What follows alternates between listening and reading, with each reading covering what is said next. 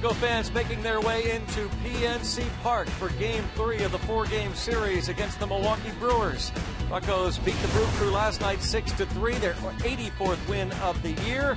And they got great news today because the Cincinnati Reds beat the St. Louis Cardinals essentially in 2 games. They finished up the suspended game from last night, beat St. Louis, came back, beat them in the regularly scheduled game. So the Pirates are now 3 out in the National League Central Division and a chance to make it back to 2.5 games. That's where they were at the All-Star break. Greg Brown along with Bob Walken. A guy on the mound tonight for the Pirates who's going to try and contain the Milwaukee Brewers is Jeff Locke. He's had some success against the Milwaukee Brewers this year, Bob, and he's on the mound tonight trying to make, again, continuation of a strong starting staff this past week for the Pirates.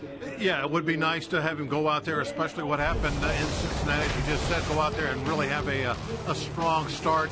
He has done well against the Brewers in the past, and considering how much trouble we've had as a team with the Brewers, you know, that really I think reflects well. The one bad thing, his last start was pretty bad, and it was pretty recent. So hopefully he'll have that out of his mind, and he'll have all those positive thoughts going out there because he can get these guys out. Positive numbers here at PNC Park this year for Jeff Locke. Pirates need to hit the ball against the Milwaukee Brewers, a pitching staff that has struggled this year. They found a way to win it last night. The long ball, you've talked about that, especially at Miller Park. Well, a guy who's playing third base tonight for the Pirates, Ramirez, had a very important long ball against tonight's Brewers starter, Zack Davies, back in Milwaukee. Well, Davies is a very young guy that throws a lot of changeups, and I've learned over the years that, you know, the changeups seem to always work better against the younger free swinger type hitters. You get an older veteran guy up there that has some discipline, and he's not going to get fooled so much on that changeup. And he certainly wasn't in Davies' first game, and he does throw a lot of changeups. He threw almost half his pitches changeups to us that night. That home run by Ramirez, a 3-run homer that ended up tying the game against the Brewers September the 2nd when Davies was locked up against Jeff Locke. The Pirates and the Milwaukee Brewers playing Game 3 of the 4-game series. The Pirates look to keep the pressure on, not only on the Brewers, but on those Redbirds, trying to get it to within 2.5 games in the Central Division. Coming up next.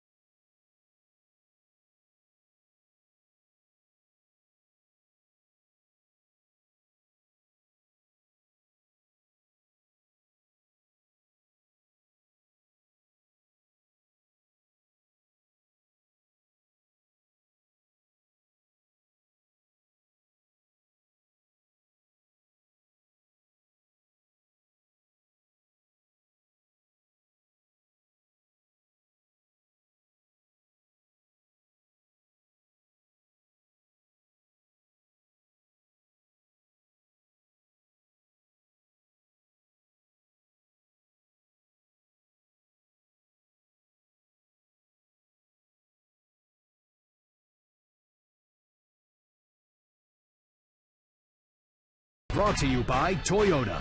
Toyota helps you get the most out of your drive. Just ask a friend who drives one. Toyota, let's go places. And by Barrel Automotive, we're driven to be better. Let's go Bucks. Here we are in Pittsburgh, PNC Park. Raining much of the day and even a very light drizzle at the moment, but looks as though we are going to start this game on time. Dance floor looks a little wet. Yeah, careful. They're going to have some, maybe a little wet conditions all night long. They didn't get the tarp off the field until about maybe 40 minutes before first pitch. Everything's a little wet and damp tonight, but got to play through it. Got to get the W. Here come the Buccos. Francisco Cervelli back behind the dish. Getting rid of that chalk line. Cervelli caught the 13-inning game on Thursday. Got last night off. And Jeff Locke will take that baseball and look for his 8th win of the season. Here is Craig Counsell's starting lineup. The Milwaukee Brewers, 62 wins, 79 losses. It is Gene Segura leading things off, back in the lineup and hitting .345 lifetime against Jeff Locke. Hernan Perez, he's at third. It's Ryan Braun in right. Chris Davis hits cleanup with Adam Lind at first. Domingo Santana is in center field. Luis Sardinas at second. Nevin Ashley makes his first big league start. Great story he is. Zack Davies will be on the mound for the Brew Crew. Take a look at Locke's numbers on the season. 27 starts. He definitely has been healthy, taking the ball every 5 days all year long. ERA up at about 4.5, which is not horrible, but he would, I'm sure, like to bring it down into those low fours before the season's over.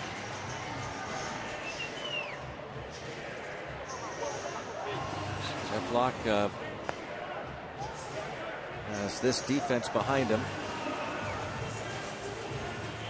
Josh Harrison is in left field. A late scratch for Starling Marte as the stomach flu. On the defense have Andrew McCutcheon in center, Gregory Polanco in right, Aramis Ramirez and Jordy Mercer on the left side, Neil Walker, Pedro Alvarez on the right side with Cervelli. We talked about catching. Pedro Alvarez getting the start once again at first base. Last night it was Aramis Ramirez. And Chung Ho Gong getting the night off tonight. Aramis Ramirez returns to the more familiar third base position. It's Gene Segura to lead things off. Stand corrected. Nevin Ashley, by the way, the catcher, making his second big league start tonight. This is the 28th start this season for Jeff Locke.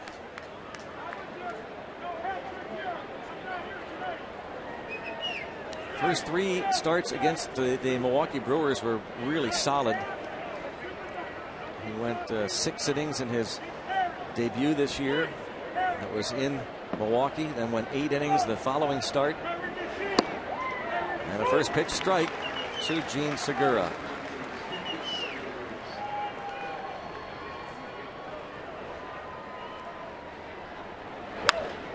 Bounced and picked nicely by Ramirez. Oh, what a nice play to start the game off with. The rammer over at third with a pretty pick.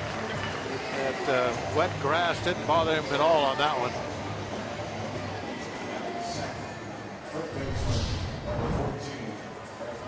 And you would think with the grass being wet like this, you're not really sure how that ball is going to respond. How big is the hop going to be? It was hit hard that he couldn't go in or back. He had to just accept whatever hop he was going to get. Couldn't make his own hop. Couldn't read the bounces and do anything about it. Well played, Aramis Ramirez. Here's Hernan Perez. He's quickly in the hole, 0-2. Perez getting the start at third base. Pinch hitter in last night's ball game, had an RBI single in the 8th inning.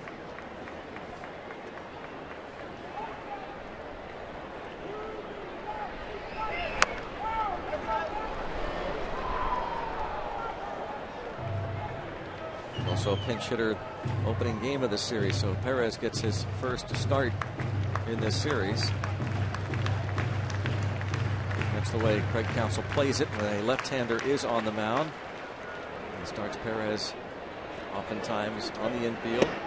And strike 3 call.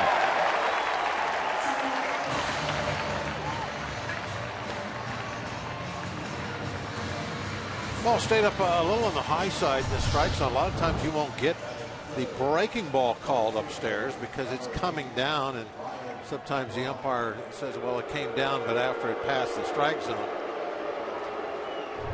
Not that time. Got the call on that high strike.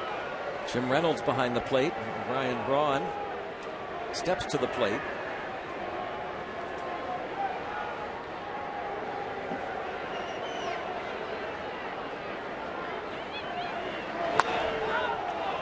Lines it foul.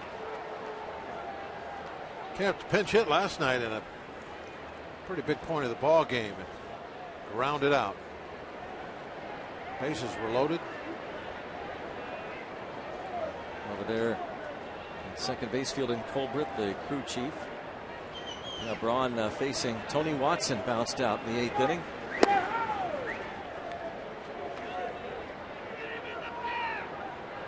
Ball and a strike on Braun. Went 2 for 5 on Thursday.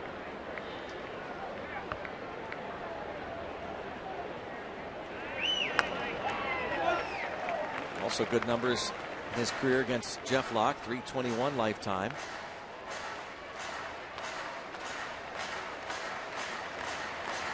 Locke actually doing better this season, a little bit better against right-handed batters. They're hitting 267 against him. Lefties hit 304 against Jeff Locke this year.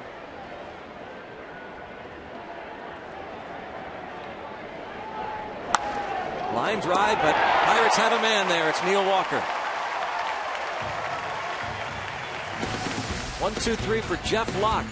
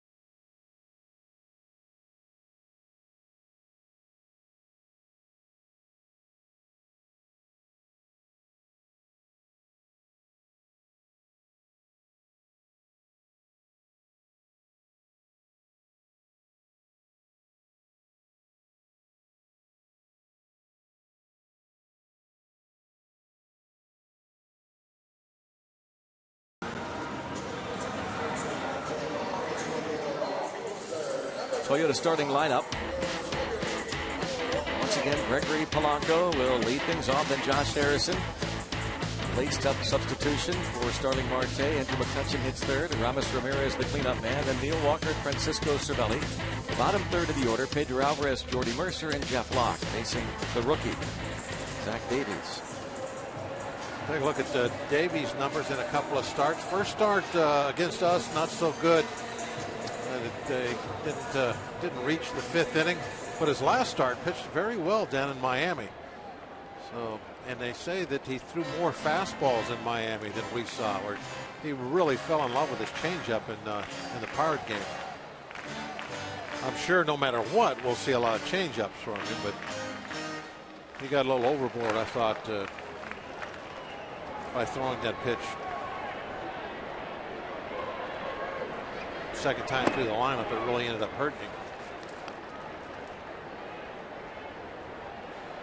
Acquired from Baltimore in the deal for Gerardo Parra. Just 6 foot, 150 pounds. He doesn't throw much as far as stuff. You're not gonna be too impressed with the velocity readings up in the corner.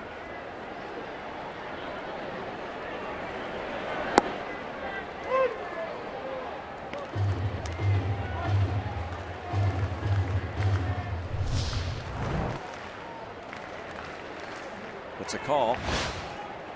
He needs those. 2-2. Polanco was 0 for 3 against Zack Davies 10 days ago in Milwaukee. Did line out in his second at bat to the center fielder.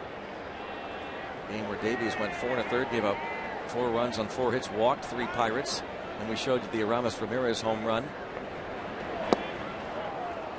Down on strikes. Change up. Could have bet the house it was coming there.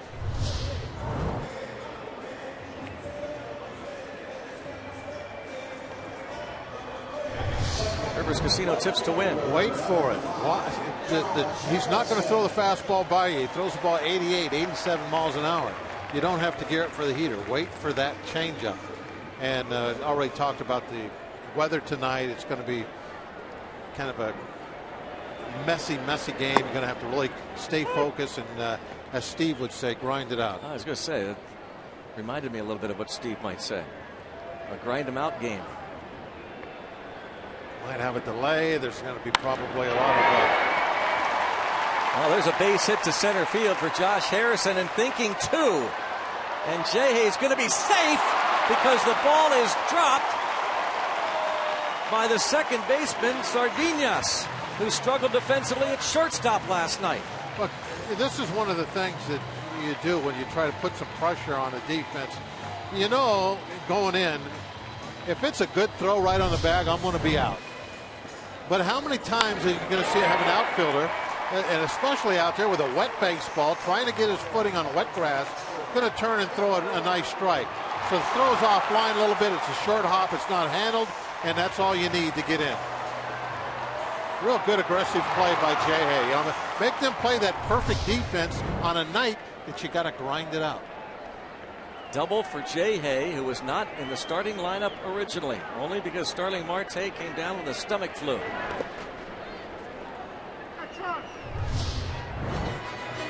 Always neat to watch on the Allegheny Health Network Supermo, these shots through the raindrops.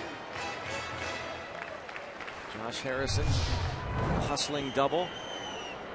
He's there for Andrew McCutchen.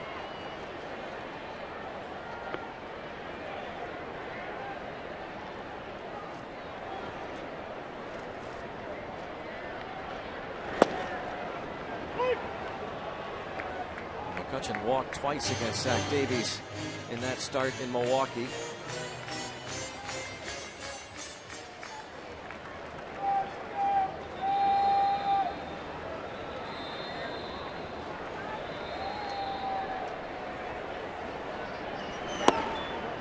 Clint Hurdle had one of the classic lines when Zack Davies and Jeff Locke were matched up 10 days ago. With those two guys, it's going to look like an American Legion game. They are a couple of young-looking men. 22 years old, Zack Davies, and again, 6 foot, 150 pounds. That's rifled toward right center field, but Santana getting over there to make the catch. Saw a lot of the baseball sticking out of the glove after he made that catch. Third baseman, number 17. Pushed over in toward right center, and that's where the ball went.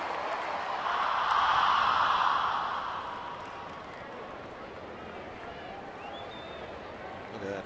It almost rolled all the way out.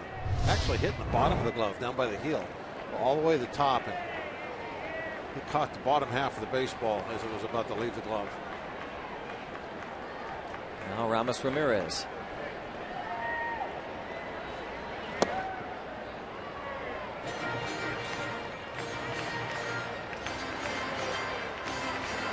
See the season totals for Ramirez. 26 of those 68 RBIs coming with Pittsburgh. He was 0 for 3 as a first baseman last night.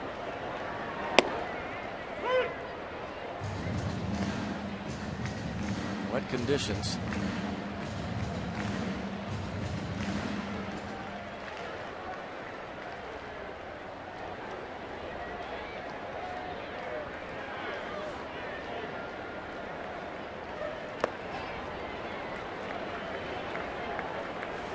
Two and one.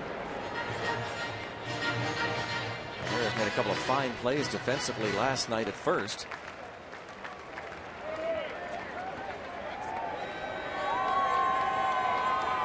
Rooting on their buccos. A win gets the Pirates to within 2.5 of the Cardinals. Waits on that one, and it's 3-1.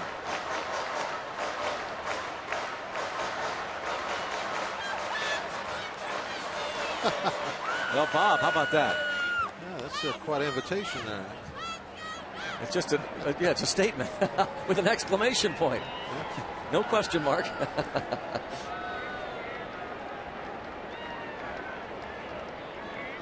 Flattering. Oh, yeah, absolutely. Gosh. And ball 4. Patient Ramirez. Glad Laurie's in Philly.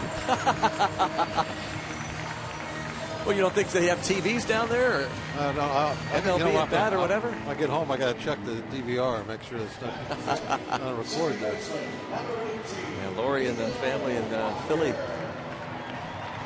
Some of the family members in Philly, right? Almost all of them. Really? A big bunch of them, yeah. A big Neil Walker fan. 2 on, 2 outs. I could do something. 2-out damage here. Wait for that changeup.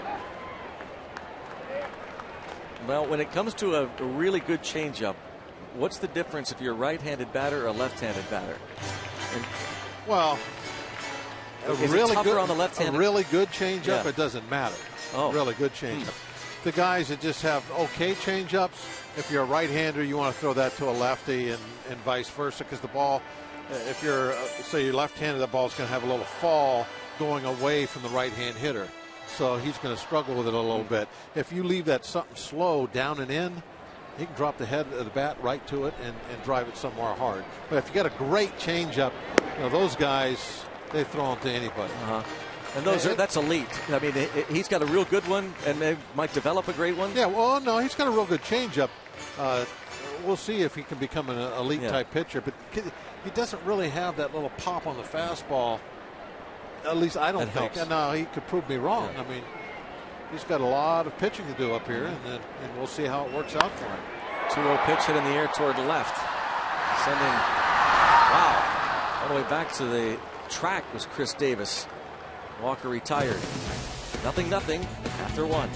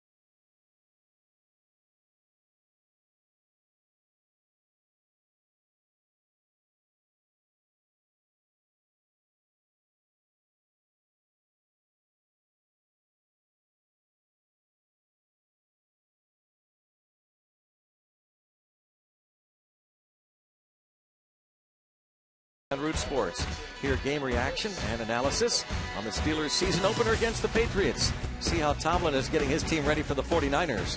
Mike Tomlin press conference live Tuesday at noon on Root Sports. A big win for WVU here on Root Sports. Down in Morgantown, a 41-17 win over the Liberty Flames. So Morgantown off to a 2-0 start.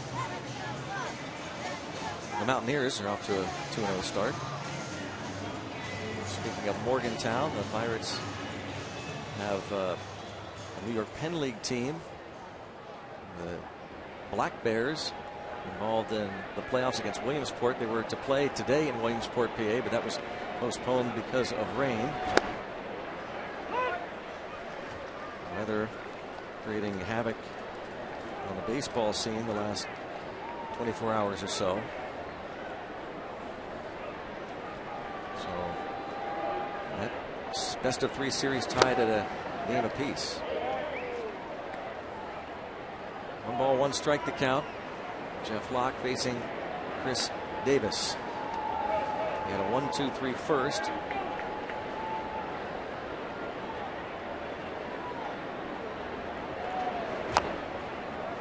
And the bunt against the lefty and bunts it foul.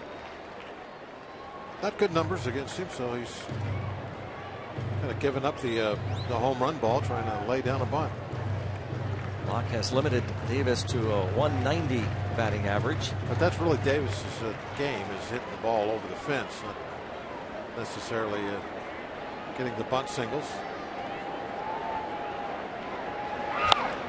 Back to Jeff Locke.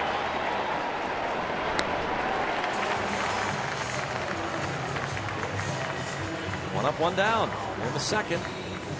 The Pirates left-hander.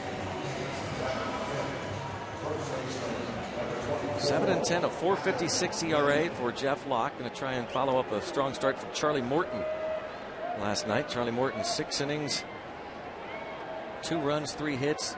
2 of the 3 hits and both runs coming in the first inning on an Adam Lind home run.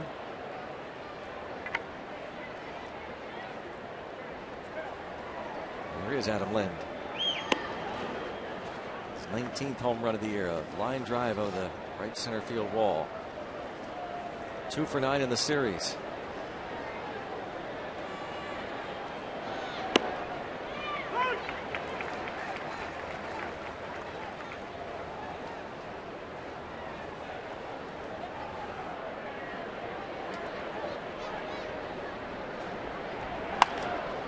In the air.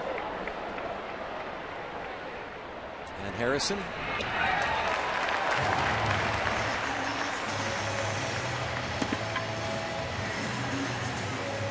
Get to our Allegheny Health Network injury update. The woes continue for the Washington Nationals as setup man Drew Storen, after another frustrating game, slammed his hand, according to reports, against the locker out of frustration and broke his thumb. So he's out for the rest of the season. Following their 5-3 loss on Wednesday at Nationals Park. He was the closer before Jonathan Papelbon came on.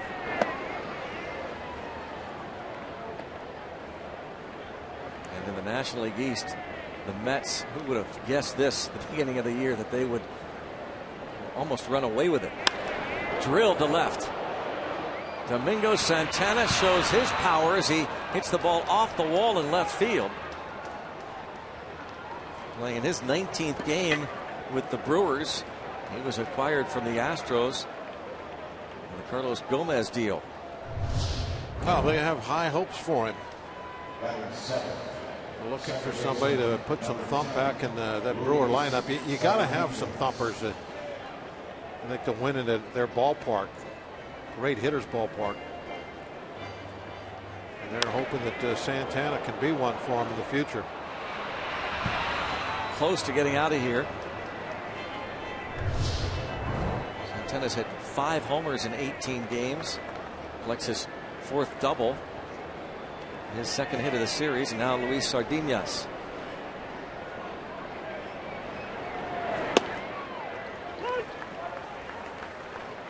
Sardinas started at shortstop last night.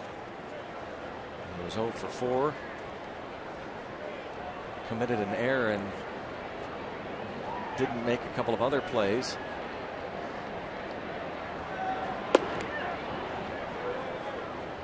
Cervelli wanted to throw down, looked like 1-1.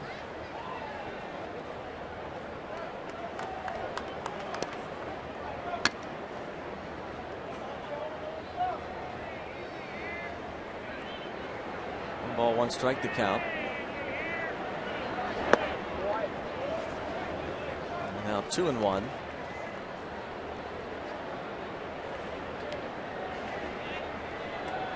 So Wells 1 strike on Sardinas.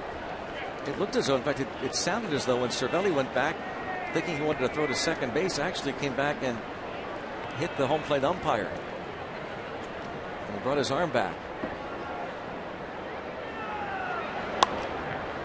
Lifted foul out of play. 2-2.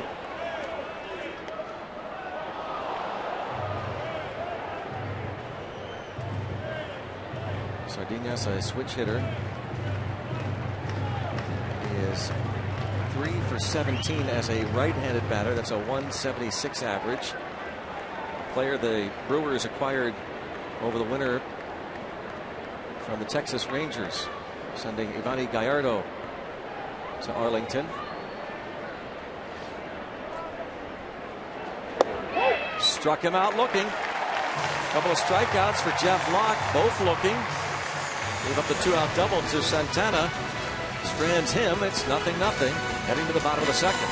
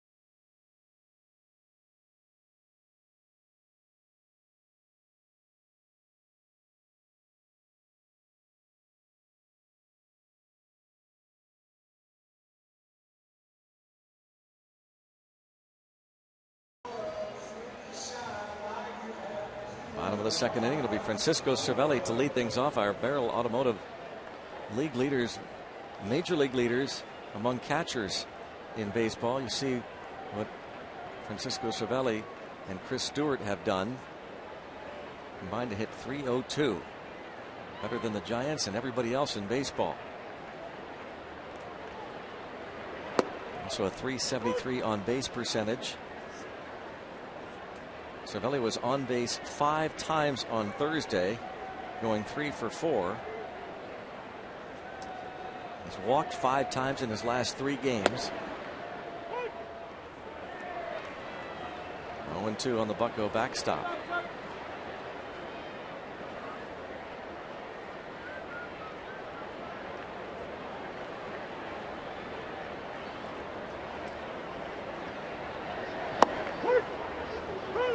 See that a whole lot. Striking out looking. Cervelli down. Second strikeout for Zack Davies. Just maybe right on the edge. Maybe not. Close.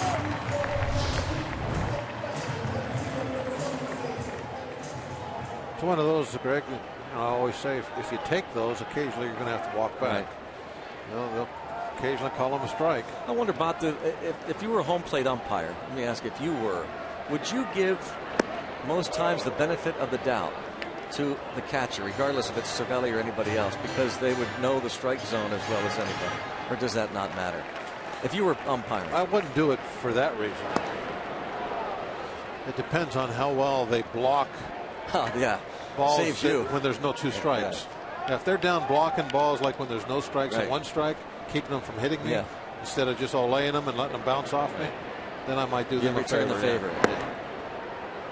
1-2 on Alvarez. But if the only pitch they'll block is a two-strike pitch, and they let the rest of them bounce off me all the time, I'm not going to do them any favors. But you know what, Greg? I don't think that goes into. I don't think that really is the way it is anymore. In the old days, there was a little of that going on. Probably, you help me, I'll help you. Yeah, but now you have the strike zone. Yeah. I mean, we see it, we show it, and these guys get graded. Yeah. So based on that. Yeah. So if they think it's in that strike zone, they're going to call it a strike. Right. They want good grades. They want to, it's their livelihood. Yeah. So they're not going to mess with that. If they call it a strike, they are legitimately think it's a strike, or they wouldn't do it. Same. I mean, if they call it a ball, whatever. They're not messing around with it one way or another. They're trying to do the absolute best they can. A 3-2 pitch, and Alvarez walks moments after Cervelli struck out looking on 3 pitches. Zack Davies. No, I think, Greg, the difference in his 2 starts, when he didn't have the good one against the Pirates, he was a little wild. And then against Miami, I don't think he walked anybody, did he? In the 7 innings down there? I'm pretty sure it was a clean 7 innings as far as walks. Yes. So now already tonight he's walked 2. Yeah. Now we wonder, having not watched any video, did the Marlins help him out? As you said, one of your tips to win, wait. In most of the video I watched. Did you watch the Miami? I know you watched most every night before. A lot of film work. We won't try that. Don't try to fool the folks. We won't go down that road. They know better. 1-1 on Jordy Mercer. 1 for 4 infield RBI single last night. My guess, with no walks, I mean, what would that tell you? They were probably pretty aggressive and free swinging. Yes. A lot of younger hitters. Right.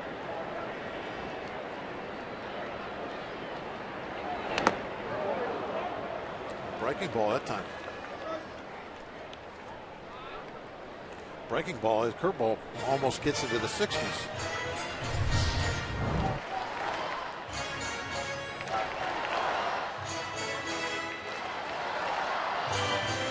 So far out front that the bat just nipped the ball with the very edge of it.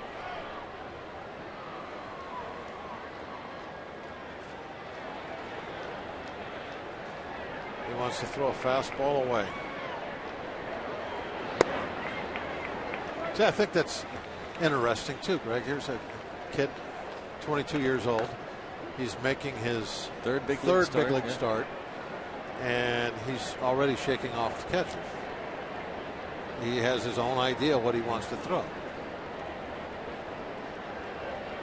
I'm not saying that's good or bad, just pointing out a fact. More patience. 3-2. Wait for it. Yep. Zack Davies was drafted by the Baltimore Orioles in the 26th round in 2011 out of Mesquite High School in Arizona. Grew up in the Chandler area. The O's paid him their 3rd highest signing bonus that year, $575,000, persuading him to forego a commitment to play college ball at Arizona State. Runner goes from first, and it's a chopper toward third. And the bare hand play made, and a heck of a play by Perez. And Perez gets Mercer with Alvarez on the move. I was hoping for some wet grass and a bad throw.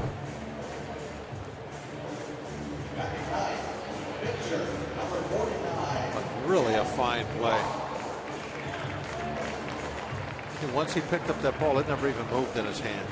He loved the Allegheny Health Network Super Mo. It doesn't even move. Look there, yeah. Look at that. He just right at where he had it. He brought it up. It looked like he slid his thumb around a little bit. But other than that, he had the grip and got off the good throw.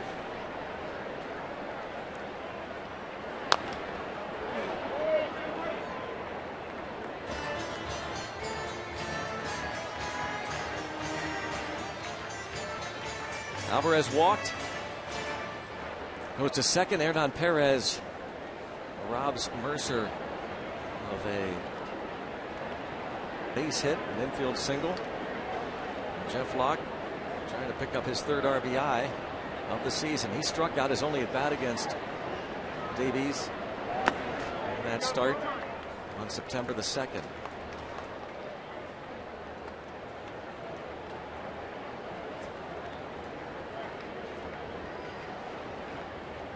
Pirates pitchers, we've talked a lot about it this season, doing a much better job. Their commitment at the plate.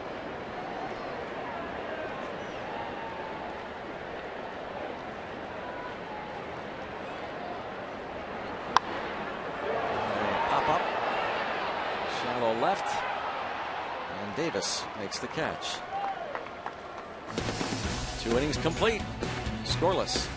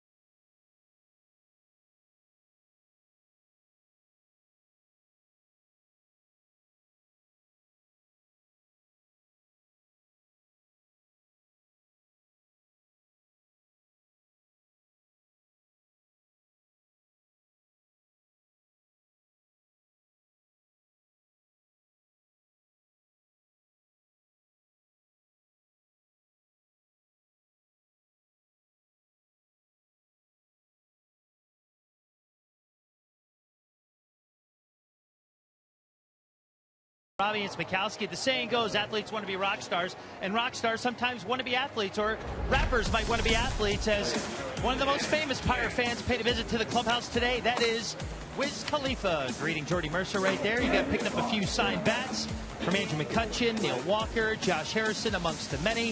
Posed for pictures. There's the hometown boy getting the picture with the hometown rapper.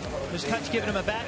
He also got a jersey from Bones, Scott Bonnet, the Pirates equipment manager, with his number 42, and they also gave him a bat for his son, Wiz Khalifa, Alderdice High School class of 2006, born in North Dakota, Greg and Bob, but military kid, worked his way around, settled in Pittsburgh, and what a career he has made for himself, and I'm sure a memorable day for that guy, Andrew McCutchen, and the rest of the Buccos who are fans of Wiz Khalifa. I think that's Wiz Khalifa's first visit to the Pirates clubhouse, if I'm not mistaken, so that was a special treat, Robbie, for all the Pirates.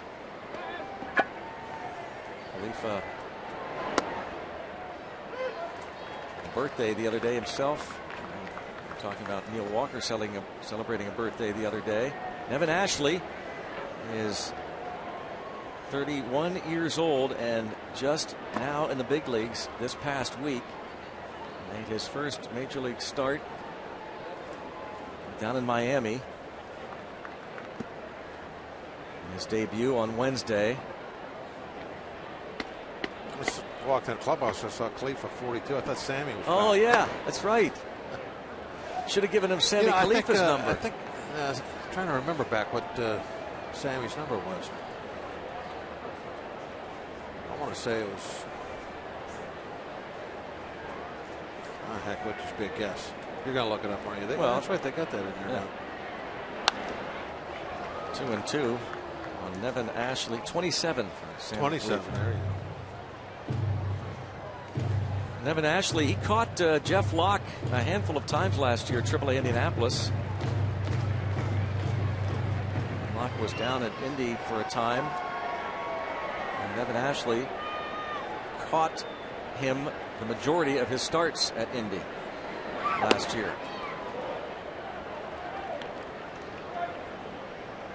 3-2 on the Vincennes, Indiana native. Hit .246 at AAA Indianapolis last year. Former 6th round pick of the Tampa Bay Rays. Strike 3 call. That's 3 caught looking. Not doing the catchers any favors, apparently. Craig Counsell, rookie skipper. Both catchers now down on borderline strike calls.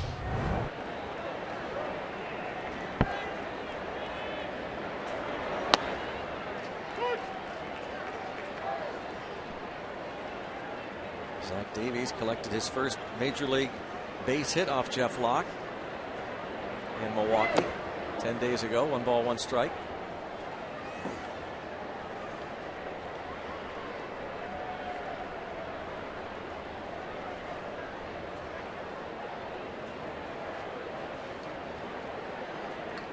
In fact, it was Davies who started that rally in the bottom of the 4th inning right after Ramirez hit a 3-run homer in the top of the 4th against Zack Davies that tied the game at 3. Locke had given up 2 runs in the 1st, another in the 3rd. Ramirez hits that 3-run homer to tie it, gets the first 2 outs in the bottom of the 4th, and then Davies gets a hit that begins a string of 3 consecutive hits and chases Locke from the ball game. And Locke would later say, after giving up 2 runs and being chased in the 4th inning, that you've got to not just get the first 2 outs, you've got to shut it down completely after your teammate hits a 3-run homer and ties the game. He wasn't able to do that. He exited early. Line to center. 2 outs. Brings up Gene Segura. We want to see your strongest fan photo. Use the hashtag HitDataStrongFan, and you just might see yourself at an upcoming broadcast. It's brought to you by T-Mobile.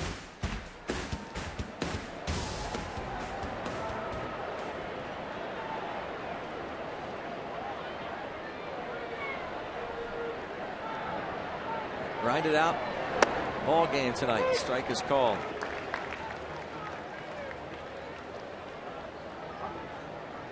It's a test for any left-hander against these Milwaukee Brewers. It's been a miserable year for the Brew Crew, trying to avoid finishing in last place in the National League Central Division.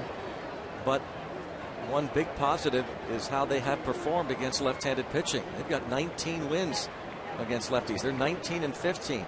Only the Cardinals have more wins against left-handed starters this season than do these Milwaukee Brewers.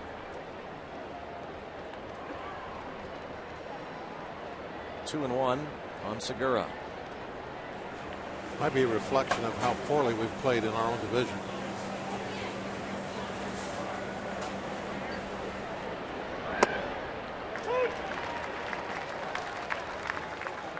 Two and two. We don't get to play very many left-handed starters. Pirates are 17-13 against lefty starters. We kind of have a corner on that market in our own division where you play most of your games. And underhand toss! He got him! That's a sensational play by Francisco Cervelli. Underhanded it. Craig Counsell says, let's hold on a minute, see if we want to challenge this. He's out.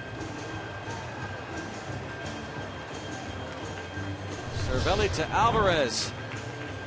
And 1-2-3 for the Brewers.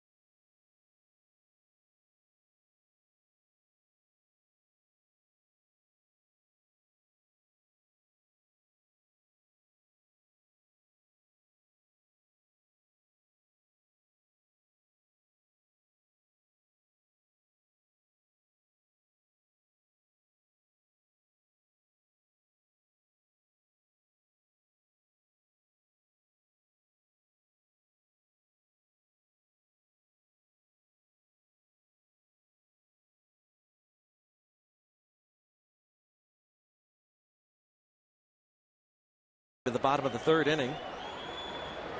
Ray Searage and Manny Lopez. When you have the grounds crew, head of the grounds crew in the dugout talking to the starting pitcher, that probably means, Bob, that some really bad weather's coming. Well, it might be about the condition of the mound also. Could be. How is it? This is what we can do for you if you got a problem. That sort of thing. That's a little home field advantage there. You actually get the one-on-one with the head groundskeeper to say, true. Hey, that this is what it's feeling like.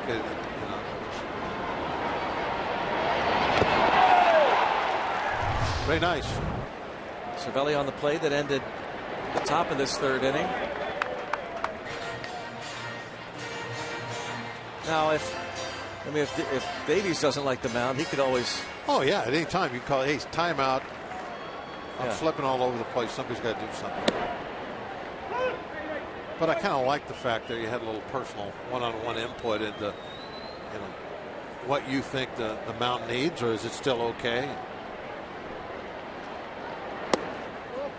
Now leadoff walk. Is that 3 now? That's 3. Third walk. Now hopefully eventually this is going to bite him.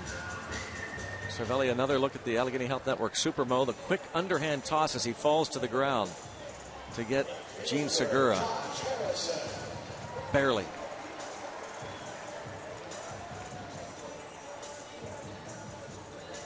Clint Hurdle's talked about it. The Pirates pitchers, everybody loves that energy that Cervelli brings every night. Another guy at the plate. A lot of energy. Hustling double for Josh Harrison in the first. This is a guy that's kind of gotten lost in the shuffle a bit after going on the disabled list. The Pirates acquire Ramirez.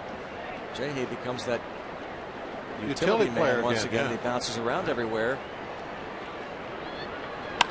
There's a liner to center field, but how big would it be if Harrison comes on strong the last 3 weeks? He can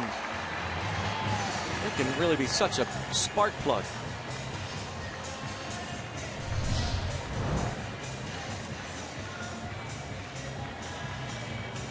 He is 2 for 2. You always got to watch out for those late scratches. Yeah. The guy that steps in. Yeah. It's just kind of an odd thing. It probably is like the guy that makes the great play always leads off the next inning. It's one of those type things. I guess it's just because when it happens, you notice it. Yeah. So when a guy that's in there on a late scratch has a big night, well, it does seem to happen. Then you have a tendency to say, well, this always happens. Yeah. But it's like jinxing a no-hitter. We'll have to do some research on that one. Yeah, research that. Zack, what are you doing over there? McCutchen lines it toward the right center field gap. It will get down. Polanco will gingerly go around third and score. Into third goes Harrison. Andrew McCutchen, his 91st RBI, 1-0 Pittsburgh in the third. Yeah, that's where Kutch tried to go that first time. He doesn't want to get caught out in front of that changeup. He's got a great approach tonight. He's thinking right center. This one did get down for him. Yeah, you can get to the fastball. You can sit back and you can, almost look changeup, and you're still going to be able to hit that fastball with the head of the bat the other way to the opposite gap. Thinking about some guys from the old days that had great changeups. One of the first ones that come to my name is Mario Soto. Well, Soto had a great changeup, but he also threw the ball very hard, and that's what makes it really tough. Because then you can't sit there and think, okay, I'm gonna sit on this guy's changeup. Well, he'll be blowing fastballs by you all night if you're doing that. But I don't think Davies doesn't have that fastball that he can really get that done with. At least I haven't seen it. Now, we already mentioned that we're going to watch the video down in Miami. He had a great night down there, so who knows? But what I've seen, throwing against the Pirates up in Milwaukee and here, there's a little bit of wildness. Line drive, fair! Hugs the line. Ramirez heads to second. Double. 2-0 Pirates in the third.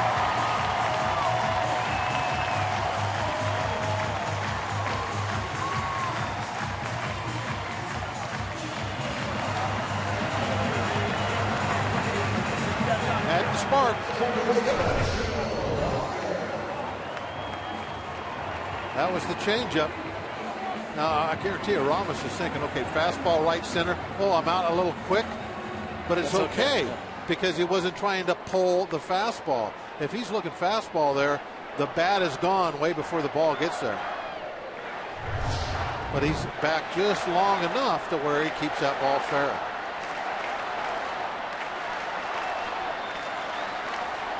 McCutchen at third, the third baseman Perez at the edge of the grass. Everybody else is back, so they'll concede a run, obviously. And a chance for Walker to give the Pirates a 3-0 lead with nobody out.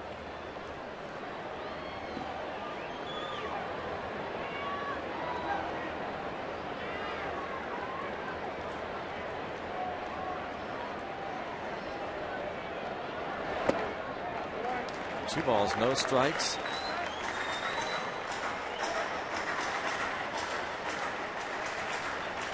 Walker hit the ball to the warning track the other way. Sent Chris Davis, the left fielder, back to the track in the first inning. Zack Davies, his third big league start, in a pickle here. And it's 3-0. Wait for it.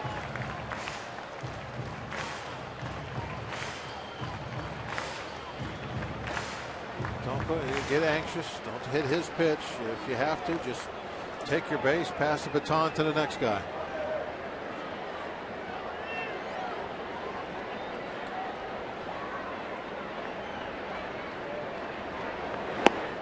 Takes ball 4, hand the baton to Francisco Cervelli. And walk number 4 for Davies. Still no action in that Brewer pen. You're going to have to get somebody up soon, you would think. Guess you could say he's a hit away.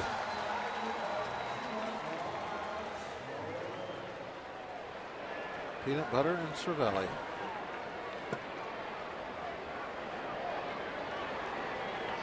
Well, Davies is trying to get out of this jam. And with the bases loaded, nobody out. And Cervelli may be over anxious.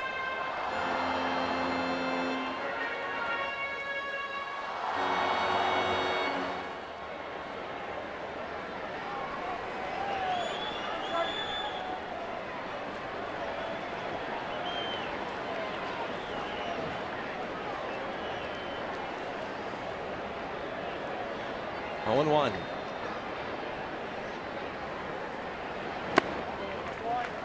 Evens the count.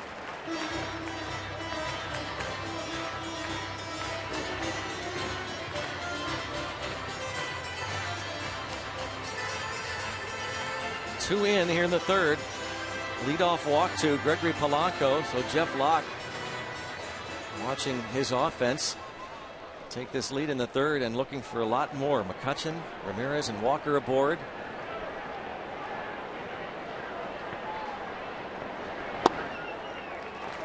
Two and 1. Trying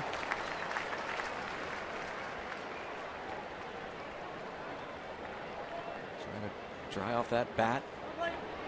Hitters always do that.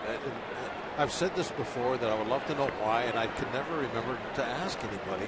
Why are they so concerned about keeping the head of the bat dry?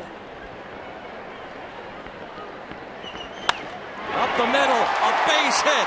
McCutchen scores. Ramirez will now score as Santana overruns the ball. Gives Cervelli an RBI. Ramirez scores on the air, and it's 4-0.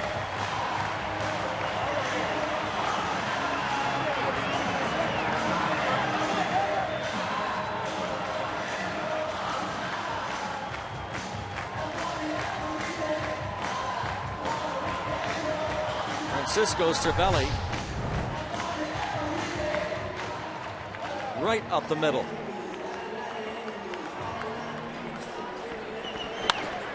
You really love the approach of the Pirate hitters. They really came into this game very well prepared with a game plan, and they're executing that plan. They're staying back. They're hitting the fastball through the middle out toward right center. The only thing that they've really pulled a lot is they get out there on that changeup, but not so much that they're either missing it or pulling it away foul. The only ball that we've seen where somebody has swung and missed because they were so far out in front has been that real slow curveball. This time the ball did not hang up in the tip of the glove, like we saw it do earlier. Came all the way out.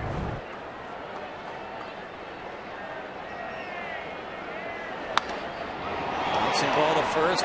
Lynn will throw to second and get the out there. Segura does not throw to first.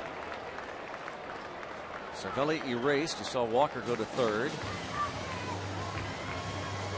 Good play by Lynn. Yeah, I mean, you're down 4-0. You got to start taking some chances on defense. You can't just take the easy out now. So he's going to try and get that lead runner, take somebody out of scoring position. And he makes the throw just ahead of Cervelli.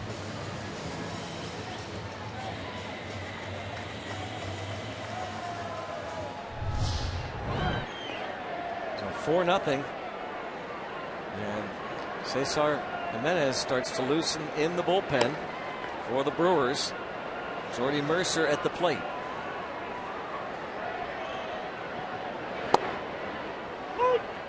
Takes a strike.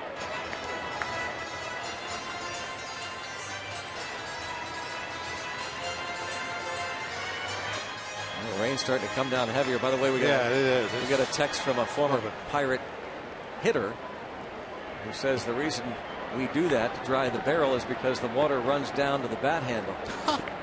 Common sense. Yes. And then at the end, he said, tell Walkie, and then he says, pitchers. There's a ground ball, 6-4, and safe at first. Another run in. 5-0.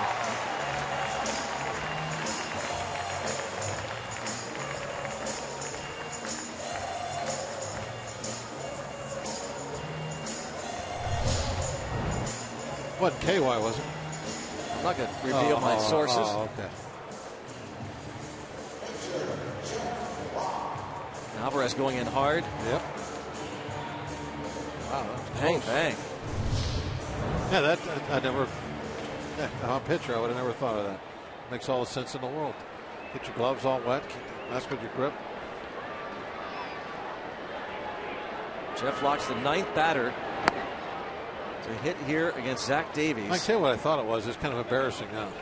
I thought it was to keep the head of the bat dry, so that when it would hit the baseball, it would put more spin on the ball, like that back the backspin that they're always trying to get, and they didn't want the ball slipping on the wet bat. That was my guess.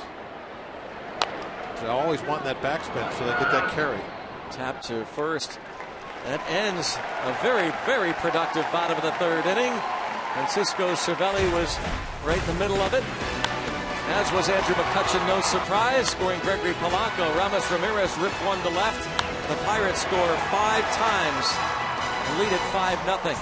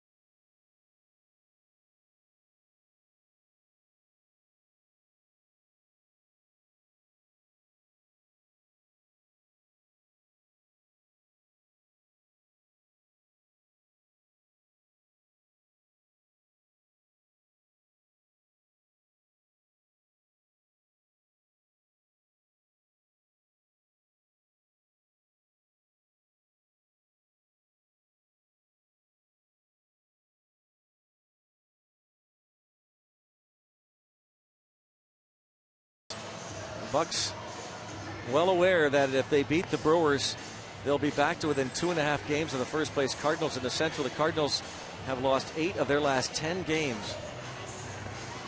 And of course, the Cubs benefit as well. Cubs start the day just 2 back of the Pirates for the top wild card slot. The Cubs and Phillies are just underway.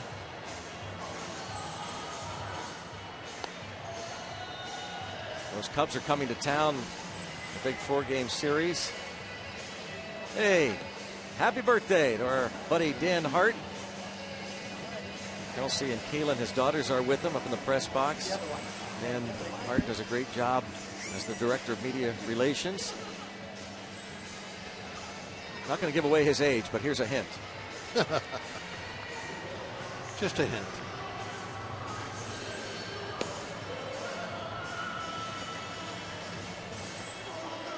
Grounds crew was out working on the pitcher's mound. Again, happy birthday to Dan Hart.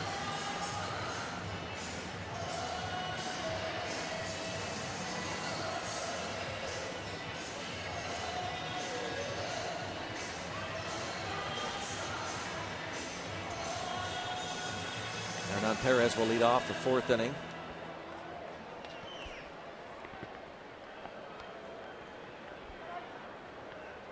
Two, 3, 4 men in the order. Locke struck out Perez in the first. And up the middle, but there is Neil Walker.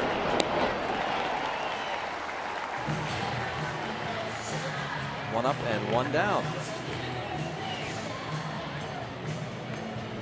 The most popular way to follow the Pirates' push to the postseason is with MLB.com at Bat, the #1 app for live baseball. Enjoy live look-ins, highlights, replay reviews, scores, StatCast, live radio broadcasts, and more.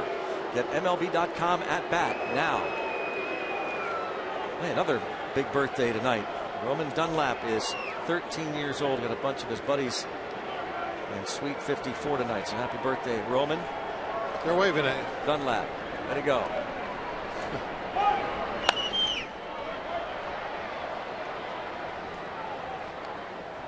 Pine Richland folks.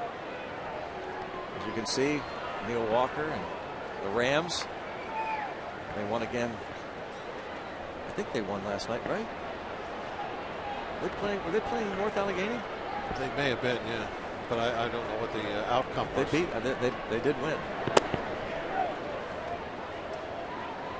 Yeah, Locke has faced 12 hitters. He's thrown strike 1 to 11 of them tonight. Wow, how big is that? He is really being aggressive on his game, going after these guys.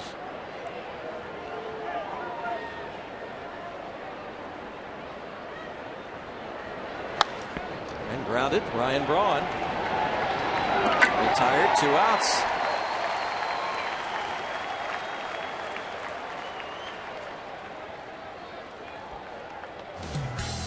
We got a Point Park University tweet. You can tweet us at #BucksBooth. Who cares about the rain when the Cardinals lose twice? #win the division. #beat the Brewers. Family on hand to watch the Pirates through the rain. Trying to get to within 2.5 games of first place.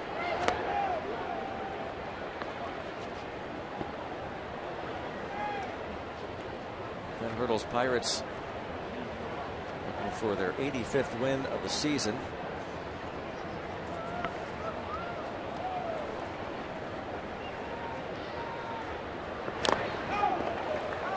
Vicious cut. Chris Davis. A win gets the Pirates their 8th of the year in 18 games in the season series against the Milwaukee Brewers.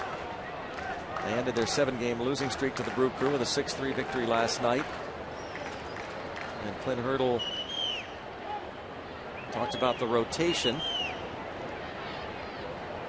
So there's always the question about Jeff Locke and whether he stays in there, because with the return of A.J. Burnett, we really don't know what the Pirates will do. We do know Jeff Locke will pitch Friday against the Dodgers. And we know that Charlie Morton pitches Thursday against the Cubs.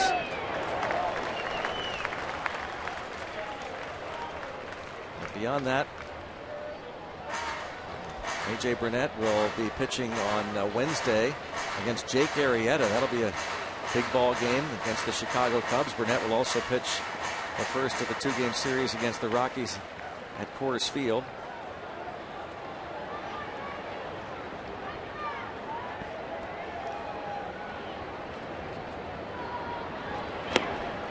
And down on strikes. 1, 2, 3. 4 Ks for Locke.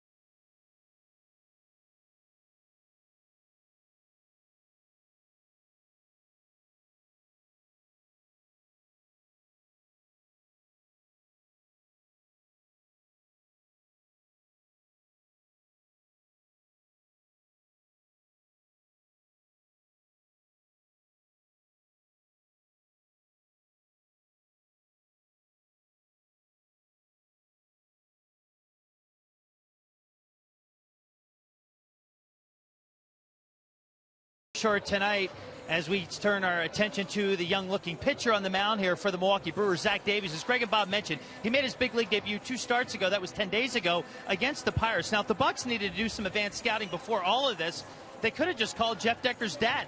Seriously. Kent Decker coaches and runs baseball camps in Phoenix, Arizona, and one of the kids he had during his high school years was Zack Davies. Kent told me it was 2010 on a summer team called the Arizona Firebirds, a Connie Mack team playing in a regional tournament. He said he remembers Davies as one of the toughest competitors he's ever seen. As small as he is now, he was smaller than that in high school, but he never backed down. And Kent told me when he saw his first outing against the Pirates in his big league debut, he said that was the same exact thing he saw in high school. Kid that small, nothing phasing him. Granted, he's not having the best night tonight, but look at the size and stature. This dude throws in the big leagues. It's impressive. Robbie, thank you. Impressive for sure. The 22-year-old to be in the big leagues as early as he is, his 3rd start, and again, small in stature, 6 foot, 150 pounds, big in heart. And he strikes out Gregory Polanco for a 2nd time tonight.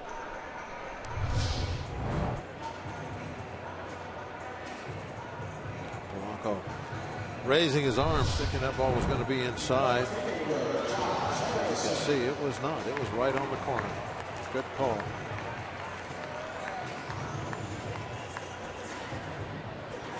Third strikeout for him. Jay Hay 2 for 2. Double to left center, single to center.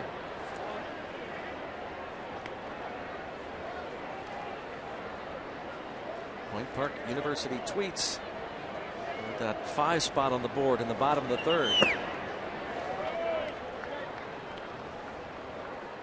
Hunt for October here in Pittsburgh. Your chance to see the Pirates tomorrow afternoon against these Brewers after a day off Monday, a day-night doubleheader Tuesday, Wednesday night against the Cubs, and then Thursday afternoon. This homestand concludes, 2nd to last regular season homestand of the year.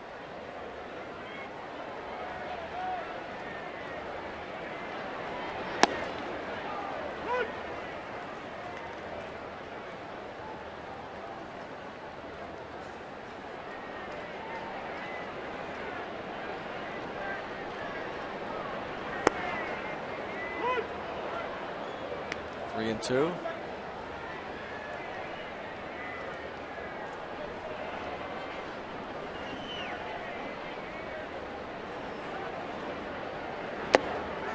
And McCutchen will come to the plate with Jay on again. 5 walks. That 8 walks now total against the Pirates, and is what, 7 innings of work? Yep. I haven't been more than a walk per inning pitched against the Buccos.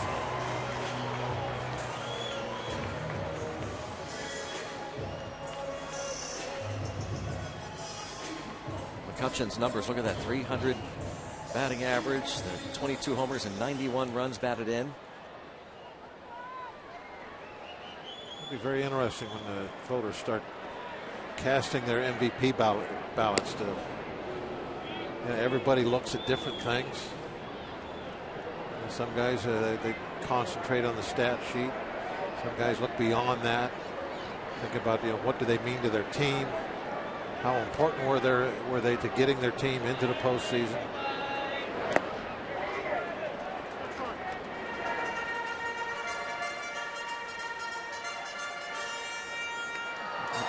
Spoke to the Sabre group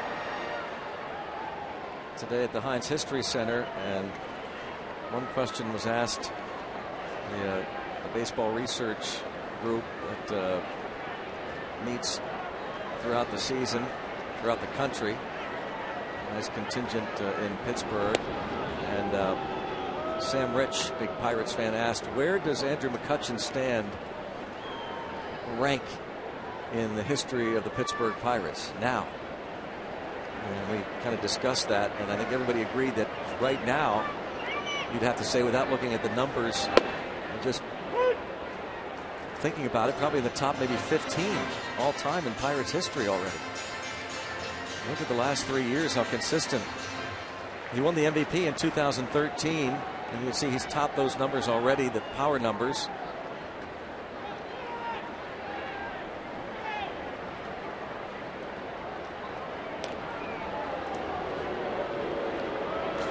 Another thing too, when you're talking about that, Greg, are you just talking about stats? Because look where the team was when he got here, and look where they are now. Well, that's what we said. So how do you put a value on that? Right. Well, you add that value to it, to the numbers. The fact that the Pirates wouldn't have reached the promised land for instance, 3 postseasons. For instance, I think without you can put up 3 Brian Giles years in a row that are pretty darn good stat sheet wise, but we never could win anything. Right. So, I think when you're talking about a valuable player, and maybe this isn't fair to somebody like a Brian Giles, who certainly did everything he could do, but I mean, that's the way the cookie crumbles. What you have to think about. The MVP race, and you can probably add, you see Zack Greinke at the bottom there, probably add Jake Arrieta's name now. What he has done, but from an offensive standpoint, the position players, Andrew McCutchen, Bryce Harper, Paul Goldschmidt, and Anthony Rizzo, and if you eliminate Harper and Goldschmidt, it looks like those guys might not go to the postseason. Well, Rizzo won't. Harper is unlikely. And you could narrow it down to McCutchen and Rizzo from a position player standpoint. But I don't think some people don't even think about the postseason when they vote MVP. They just they look to who they think had the best year. It's too bad. And I was talking earlier on the radio today, and I thought that if the hitters, let's call it the hitters, if the hitters had their own Cy Young, pick out call it the Hank Aaron Award, for instance.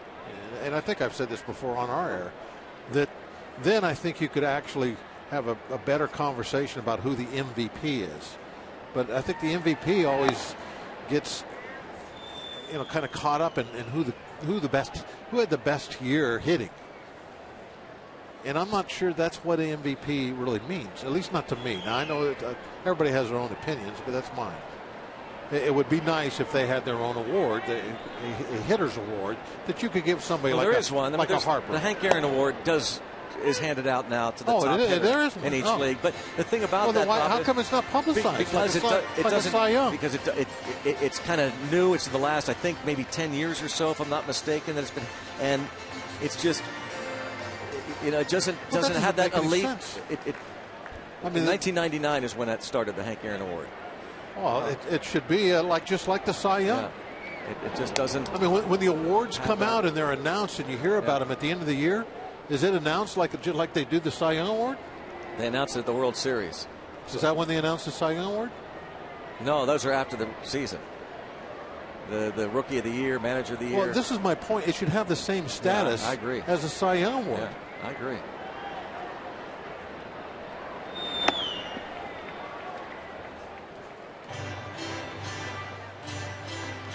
Like Rookie of the Year. I mean, there's certain awards that have that status level that you really know what day they're coming out, so you can find out who is it going to be this year. So, I mean, the Hank Aaron Award should be just like the Cy Young Award.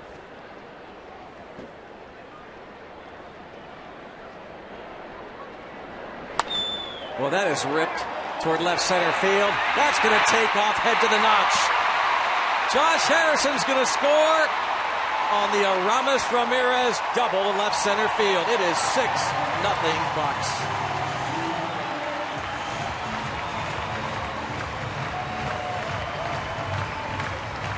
Ramirez on base for the third time, his second RBI double, his last 2 at bats.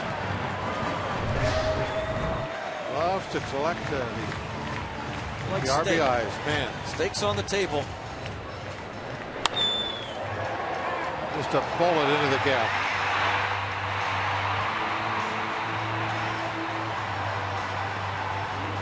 Yeah, that's in Milwaukee. That could be in their bullpen. Ramirez, the Allegheny Health Network Super Bowl, rips it into the left center field gap. Josh Harrison wants the helmet. Comes off and give it a little kick there with the heel. Kick it again. And now he has to work around. Kick it again. He could have got it again. That's it for Zack Davies. Pirates knock him out. Lead 6-0.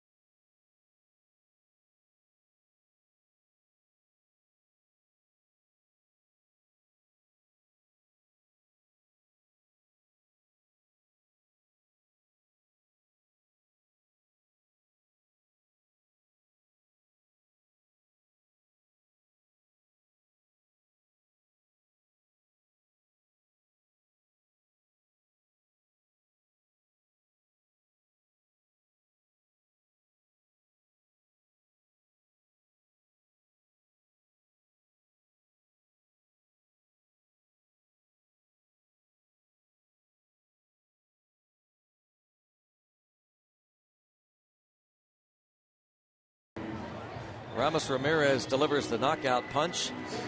Zack Davies gives up the 6 runs on 6 hits, 3 2/3 innings. Responsible for Ramirez. He walked 5. Rick Kranitz, pitching coach, talks things over with Davies. Now the veteran Kyle Loesch, relegated to the bullpen earlier this season, pitched on Thursday here and picked up his 2nd career save. First pitch, ground ball. Sardinas throws out Walker. Loesch, 1 pitch, gets the last out, but Ramirez couple of RBI doubles helping the Pirates to this 6-0 lead.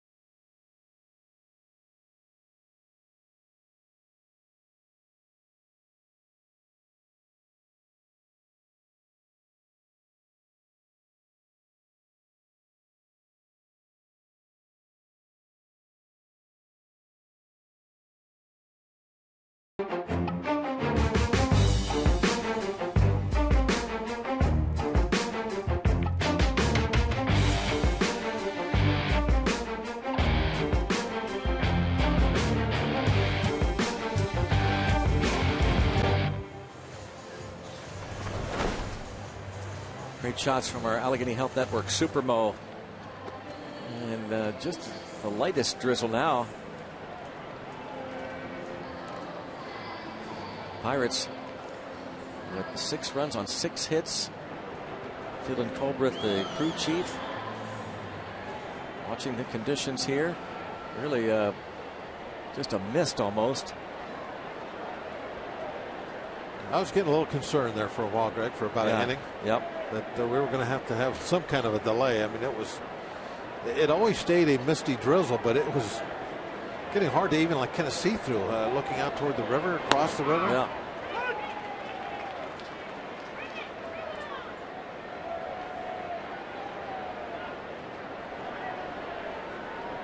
Well, at least get these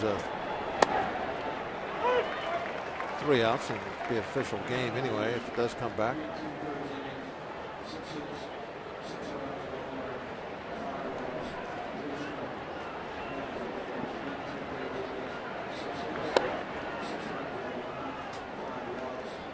One ball, 2 strikes the count.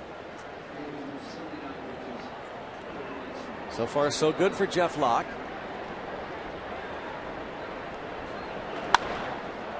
Driven deep, but McCutchen is there.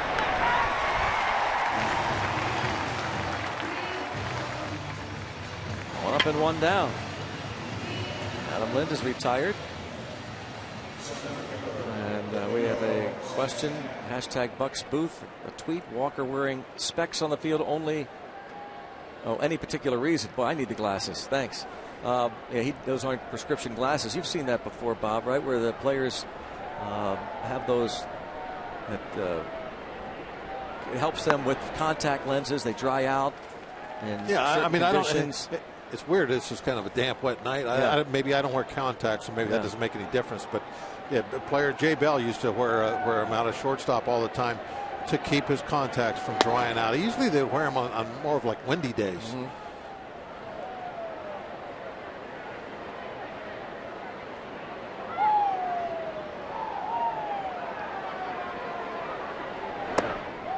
We had that question a couple weeks ago about players that wore the. Who was the pitcher?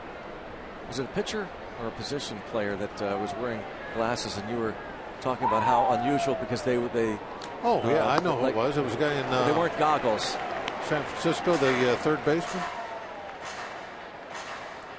Not Duffy. Not Duffy, second baseman. Oh, yeah, the young second baseman. The second baseman. What was that?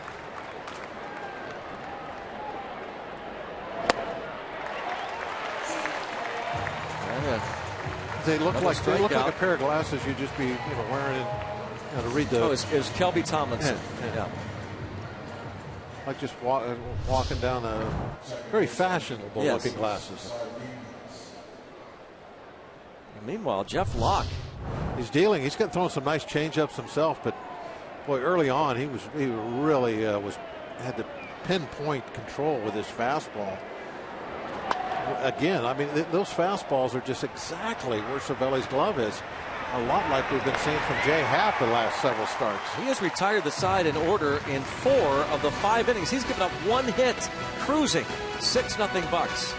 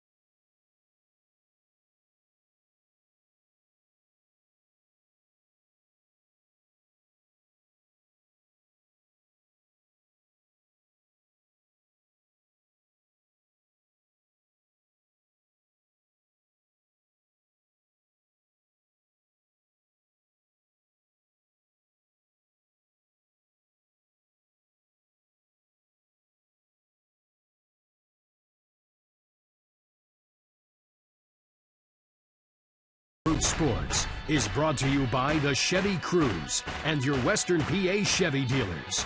And by Day Automotive. We're going to make your day. Let's go Bucks! 6-0. The Pirates lead the Milwaukee Brewers. There's Kyle Loesch facing Francisco Cervelli.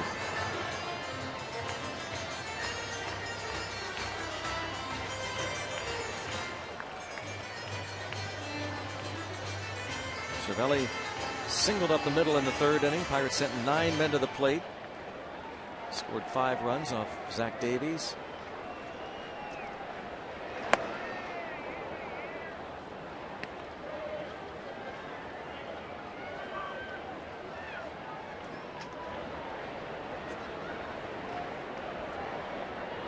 You got here, Bob.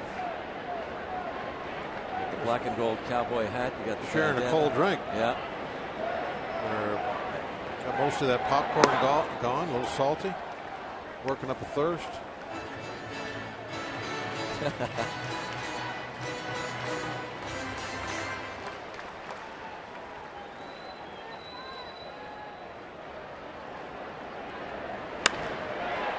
hard to left. Foul.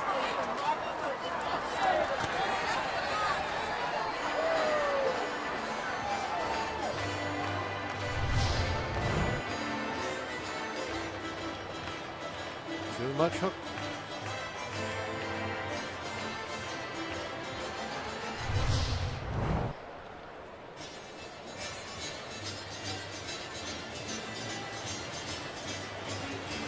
One and 2 on Cervelli.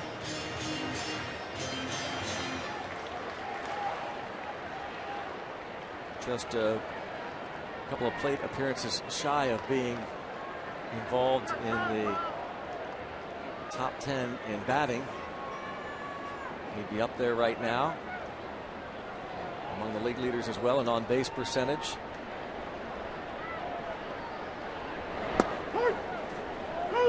Loesch strikes him out. Bring up Pedro Alvarez. Day Automotive this day in Pirates history. This date in 1947. Pirates beat the Boston Braves 4-3. Ralph Kiner, 2 home runs, giving him Major League record 8 homers in a 4-game stretch. The day before, Kiner had tied another Major League record, homered 4 times in a doubleheader. September 12, 1947, off Red Barrett.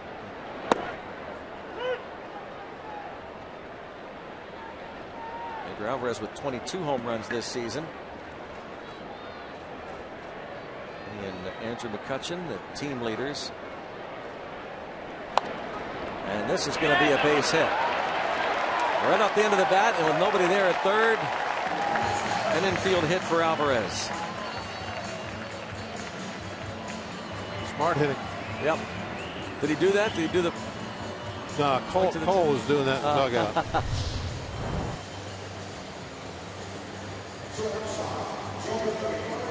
Cute it right off the end.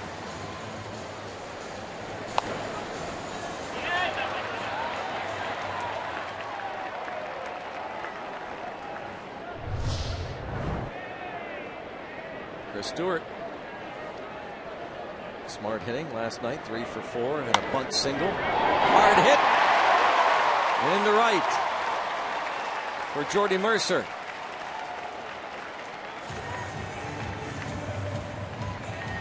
First and second with 1 away.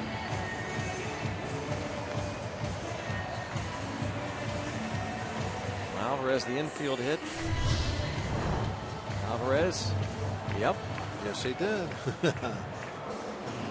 Chris Stewart loved it.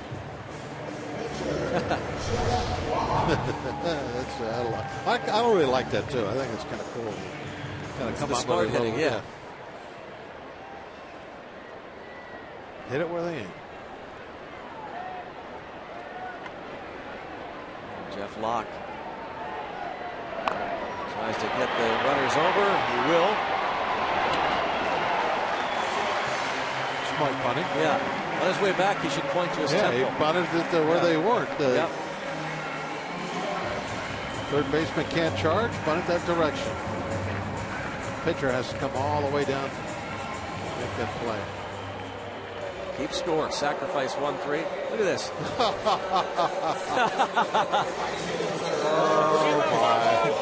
my. No marriage proposals, but she loves Bob Walk. Go Black Bears.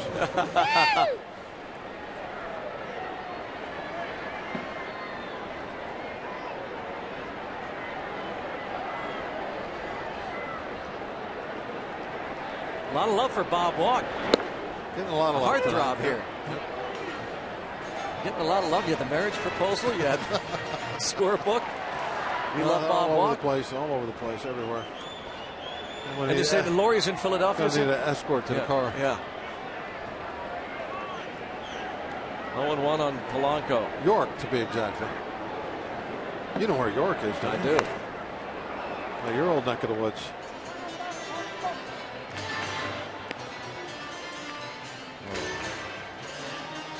Hope to have some luck with yeah, they're finding the puppy, right? Yeah, they over there helping your son Ronnie. My son. Dog got away, and they're having a massive search all through the town of York. 0-2 on Polanco. He is 0 for 2.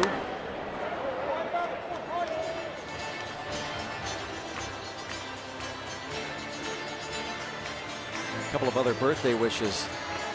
Bethany Graham. Johnny Walk.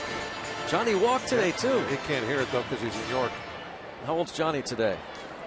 33, I'm going to say. I hope I'm right.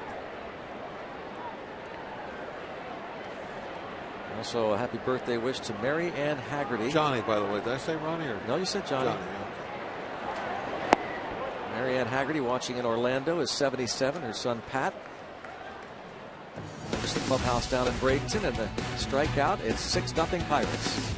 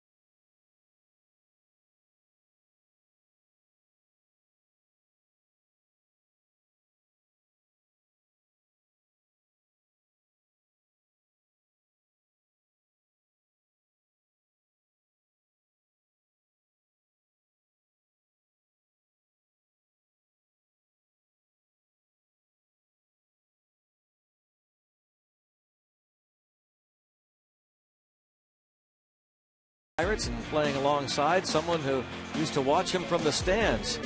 A certain visiting clubhouse has the players acting like kids again, and much more inside Pirates baseball presented by Allegheny Health Network tonight after postgame on Root Sports. There's a Ramirez. I think they have a Pac-Man in there. I think so. How about asteroids? Probably. Oh yeah. Yep. Pac-Man and asteroids. Absolutely. Well, it's cleared up. It's just a very lightest mist you can imagine right now. Not impacting the play on the field at all. More birthdays. Starling Marte scratched from the starting lineup with a stomach flu. Some smiles and some serious watchers. More smiles. Oh, fireworks night. Going to check it out. The pierogi race. Oliver Onion. And meanwhile, Jeff Locke, through 5 innings, has given up 1 hit, 1 base runner. That was a 2-out double by Domingo Santana in the 2nd inning.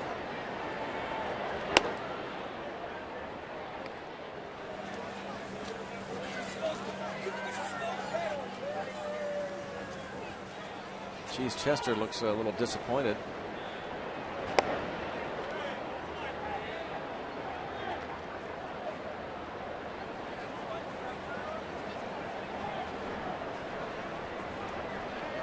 Highly intelligent Oliver Onion. Do you think he just tries to keep his contacts from drying out? Is that why he has Probably, those yeah. Glasses on? Yeah. That's the new one, right? Bacon Burt. We had pierogies for dinner tonight. Nice stash. Potato pierogies.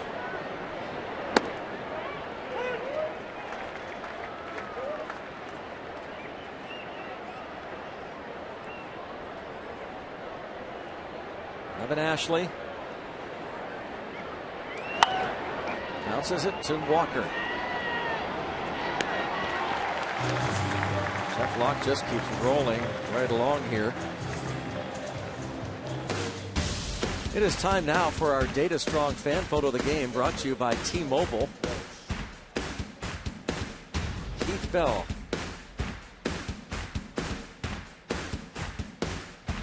Staying dry. That was one of those coming down heavy right now. Yeah.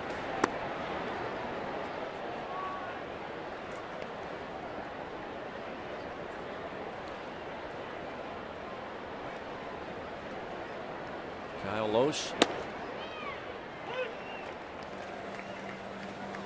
takes a strike, 1-1. A cool, wet night, 57 degrees at game time.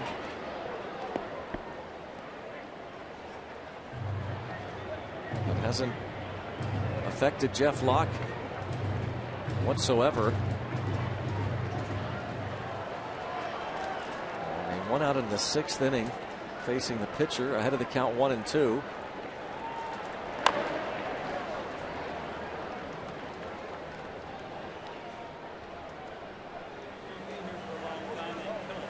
Another birthday. 60. Happy birthday. Happy birthday. Vendor Ronnie down there, 60. 2-2 on Loesch. Yeah, while we got a minute, I'd like to wish happy birthday to Kim Glass. Happy birthday, Kim. Hope you're enjoying it today. Got to be enjoying this ball game, that's for sure. It's just kind of like birthday night so far. It really is. It truly is your son Johnny's birthday. Yes, it is. Yes. You weren't kidding. No. This is Saturday, right? It is Saturday. Yeah. Yeah. Okay. Yeah, it's his birthday. Today's the day. Well, it's September the 12th. Yeah. And that's when his birthday is. Yes. Whether it's a Saturday or whatever day. Yes, he was born in the middle of the pennant race in '82. Polanco back, and how about Kyle Loesch on a 2-2 pitch? Going to end up with a double. Kyle Loesch coming on in relief in the fourth. And trying to Well, he's had pitch an extended ball game. That for a long time starter. Yeah, plenty of experience at swinging the bat. It's his 9th hit of the year.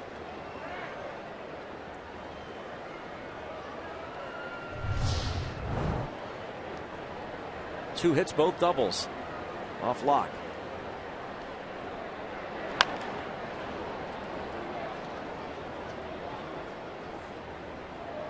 Gene Segura. He's bounced out twice, a couple of fine defensive plays.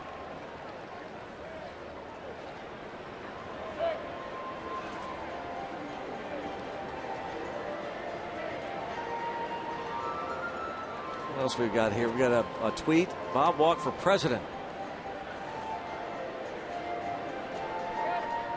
I like that. President's fine. I'll be president. Certainly president of the Band the DH fan club. And the executive vice president and general manager of PNC Park, Dennis Debray, his parents, John and Terry, are celebrating their 65th wedding anniversary today. Congratulations. One of our favorites, Dennis Dupre. Known Dennis a long time, and does a tremendous job. 1 ball, 1 strike on Gene Segura. Here comes Aramis Ramirez. 2 outs.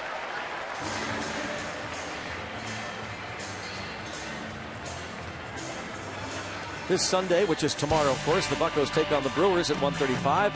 All kids 14 and under will get a Pirate Parrot Cuddle Up Pillow thanks to Highmark. Get to the ballpark early for the #1 Cochran Family Fun Zone on Federal Street. After the game, kids can run the bases courtesy of the original pizza logs. Go to pirates.com for tickets. Cuddle Up Pillows for the youngsters tomorrow.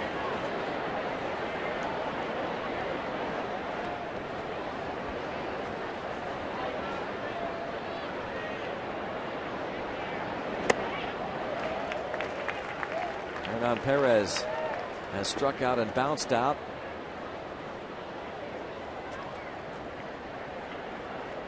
The Cubs lead the Phillies 1-0 in the top of the 4th in Philadelphia.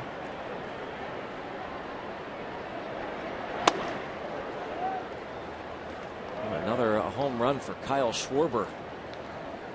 It's one every other night, doesn't it? Jeez, he hit 2 yesterday.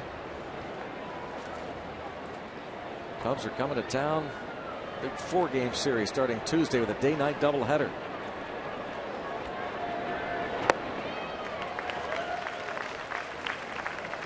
It's going to be Garrett Cole pitching the afternoon game.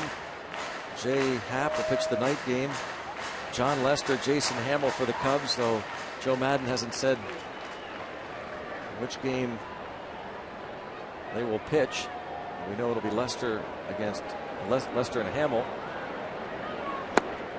And Jeff Locke, just a fabulous performance, blanking the Brewers on 2 hits. Coming up big, isn't he?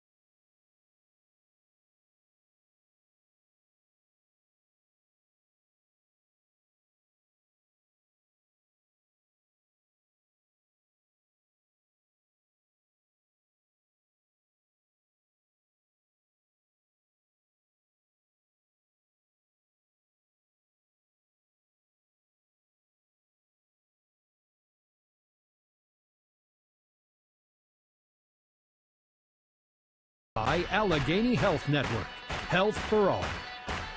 By Kenny Ross, Just Ask a Neighbor. And by Levin's, the official furniture and mattress supplier of the Pittsburgh Pirates. For the best quality, service, and value, shop Levin's. Let's go Bucks! 6-0. Going to the bottom of the 6th inning. The Pirates with a win moved within 2.5 games of the first place Cardinals in the Central. Coming your way from PNC Park, winding down the regular season, getting geared up for postseason. A lot of work to be done. Josh Harrison takes strike one.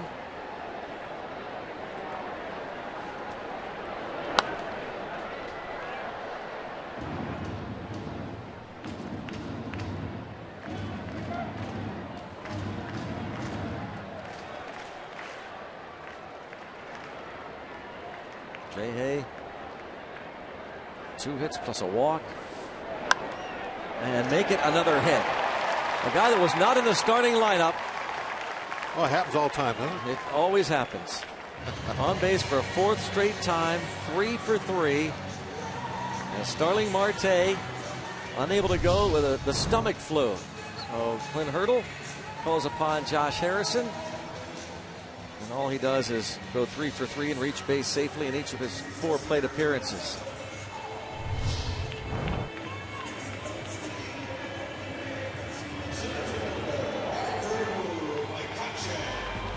Starling Marte there with the hood on. Andrew McCutchen 1 for 3. Lined out his first time up and then lined a single into the right center field gap, driving in his 91st run of the year.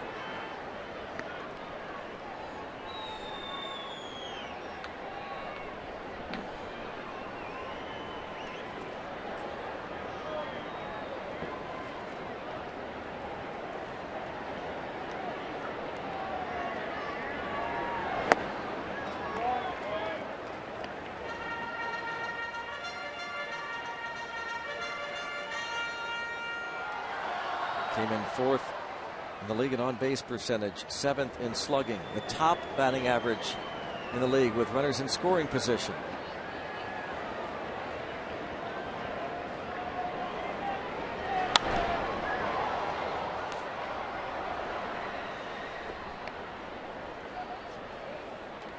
One and two.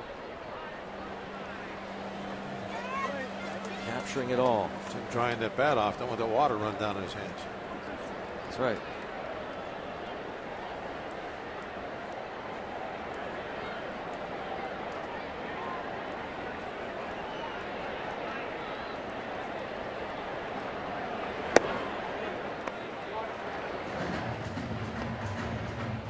Two and two.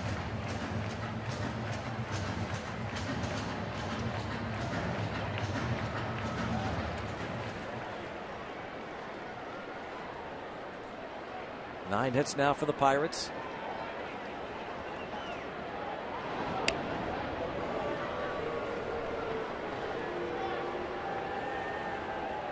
In a 6-0 game in the 6th inning. Still okay if you wanted to run, if you wanted to. Oh, heck yeah. Right? Go ahead. Yeah. I mean, you know, that sort of thing. I'm from the camp of that. Did the Brewers stop trying to score? Hit hard. It's going to be a 4-6-3 double play. You know, you get an 8th and a 9th, and you got maybe a really big lead. Well, okay, you know they're not going to hold you on. Then don't run. But Chick-fil-A double play, hit hard, but Sardinas to Segura. Those are always the easy double plays. The hard ones, the balls that are hit hard like that.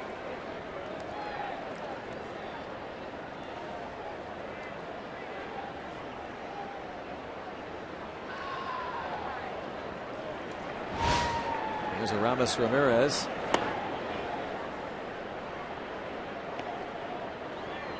You know, those questions like that, though, they're subjective. Is that the correct term? I mean, there's some people that would take exception to that. And I think if you go back maybe 30 years ago or so, that would be more likely to happen.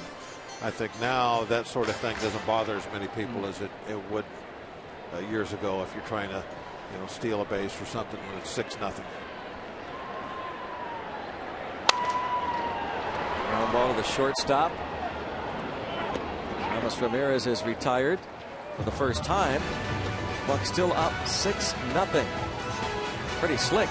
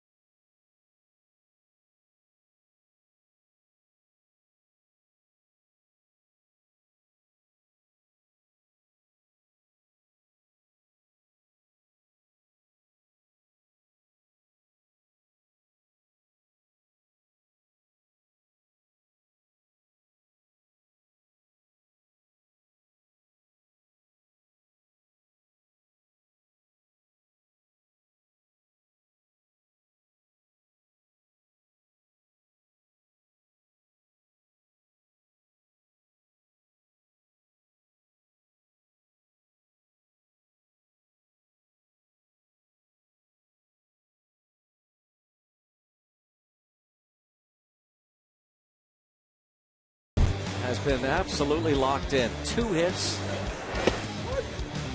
throwing strikes, and dealing. Yeah, it's just great to watch the ways. I think what's really locked in, Greg, the control tonight has been fabulous as far as following Cervelli's glove around, and it's with several different pitches, not just the fastball. We've seen him really be able to paint with the changeup, the breaking ball. And he also is changing some velocities, changing speeds with that breaking pitch.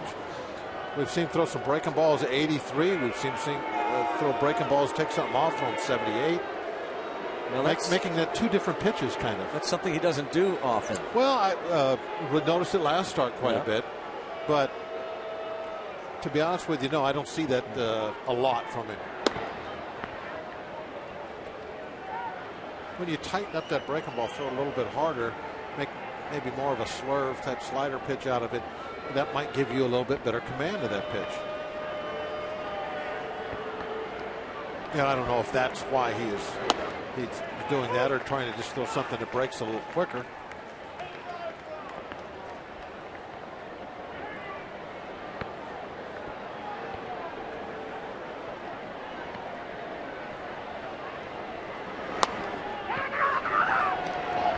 Ramirez will lead lock to the bag late.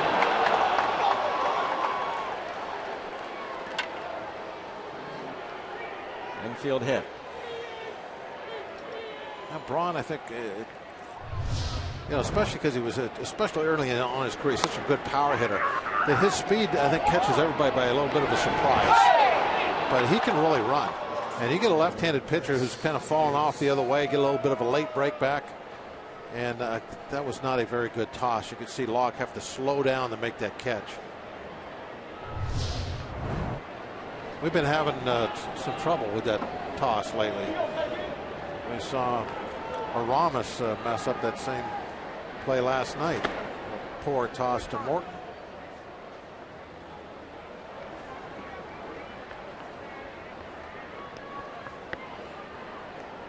Braun gets credit for an infield single. There's Chris Davis, who's bounced to the mound and struck out.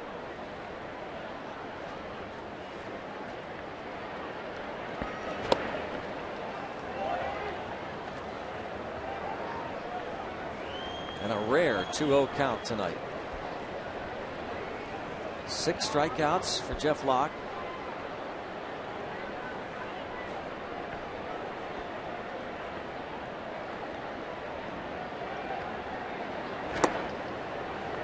Three and 0.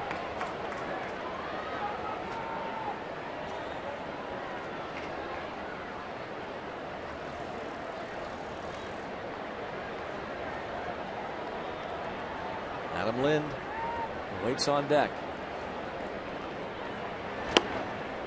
All of a sudden, a 4-pitch walk. First free pass. And the phone is going to ring in the bullpen. Ray Searage is going to head to the mound. Euclides Rojas on the other end. Clint Hurdle tells him who he wants up. Jared Hughes in a hurry to the hill. I love it. That's got to be kind of neat. We're the only bullpen catcher that has a. Oh yeah, chest protector. Chest protector. Yeah. That's a chest protector. No, the Gold Glove one. Yeah, honestly. The special chest protector. Yeah. I guess Russell Martin gave it to Yuki. Gift. How much he appreciates. Herbie Andrade has it on now. Yeah. Herbie Andrade, the bullpen catcher, the bullpen coach. With the gold label there. Yeah. That is Yuki Rojas. Well, first and second, nobody out. Oh, Herbie's been out there for a long time now. A lot of years. Yeah. A lot of work.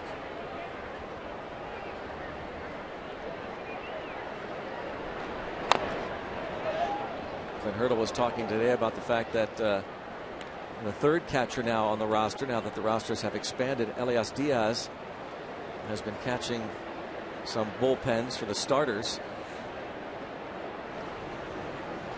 giving him some opportunities. There's Jared Hughes. 0-1 the count.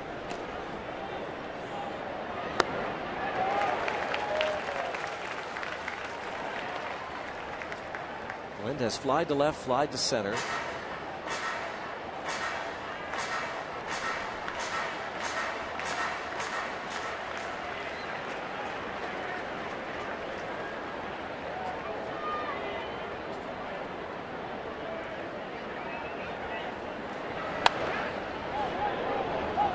Still 0-2 as he pulls the fastball past first base coach Mike Guerrero. Adam Lind came in hitting .239 against left-handed pitching. He's in his first season with the Brewers, the former Blue Jay.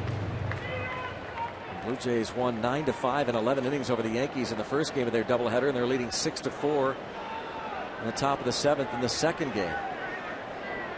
Trying to take a 4-game lead, or 4.5 game lead in the division. Down on strikes goes Lind after walking Chris Davis on 4 pitches. Locke strikes out Lind on 4 pitches. He was able to vary the speeds on that breaking ball again. The first breaking ball he threw to him was, I think, a 78, I believe. Now this next one, the strike 3, he throws it a little harder, puts it up there. Another 4 mile per hour. It's an 82. He gets to swing and a miss.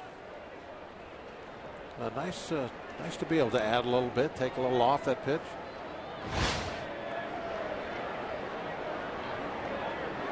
You know, I could have it a little bit backwards too. Maybe the one where he throws slower is his throw for a strike pitch. And that harder one is when he wants to get the swing and a miss. The whiff pitch. Look at all those strikes he's throwing. 7 strikeouts, the most since he punched out 8 White Sox in the middle of June.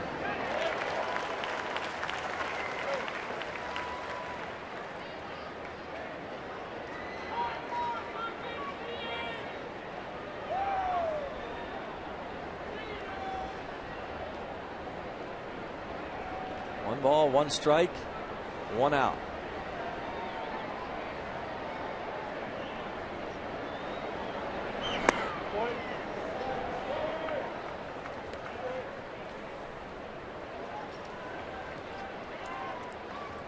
Remember, Domingo Santana doubled off The padded wall and left, not too far from being a home run in the second inning. One of the 3 hits against Locke. Domingo Santana, 6'5", 224 pounds. And now it is 3-1.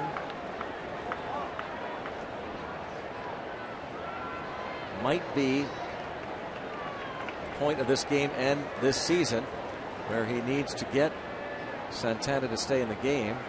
The switch hitter Luis Sardinas is on deck.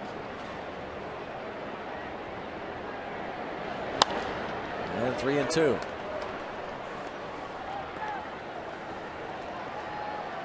Santana originally signed by the Phillies. Was dealt to the Astros in the Hunter Pence trade. And came to Milwaukee. Carlos Gomez, Mike Fiers sent to Houston.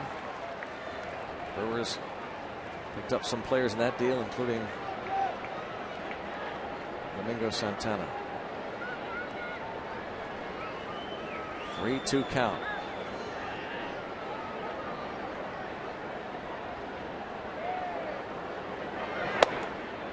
And now they're loaded.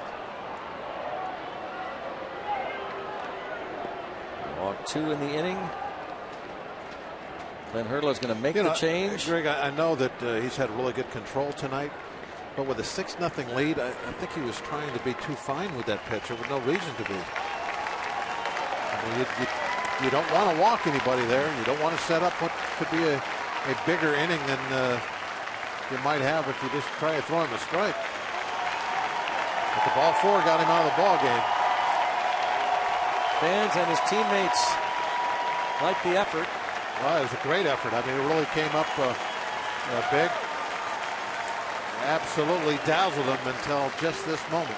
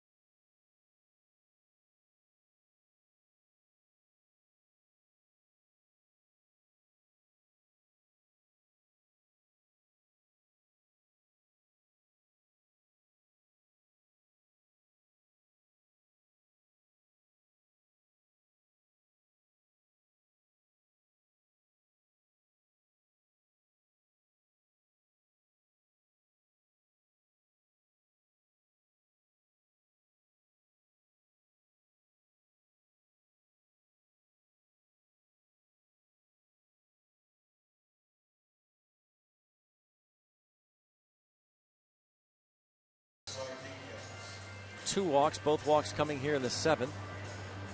7 strikeouts. Here's Jared Hughes to face switch hitter Sardinas. He'll swing around and bat from the left side.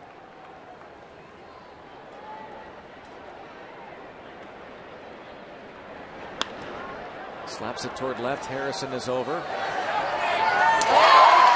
Sacrifice fly. Runners move up. 6-1. 2 outs.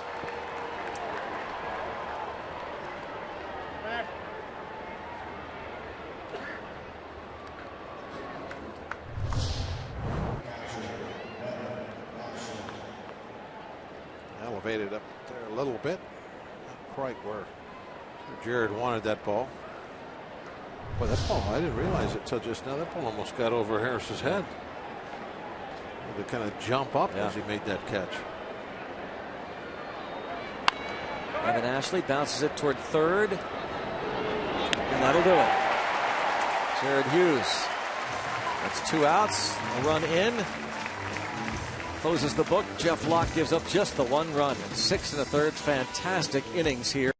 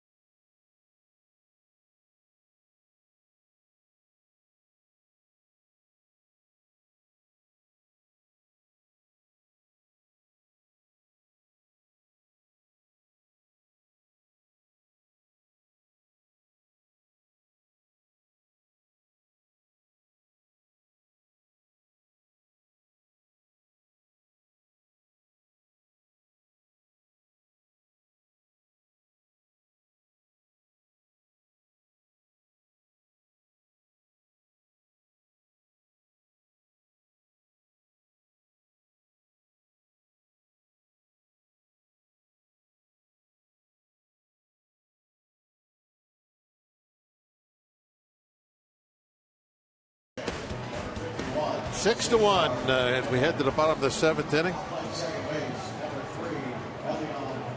Colonel Sanders here to maybe give everybody a little bit of chicken after the game. Chicken on the hill after this one. Why? Why?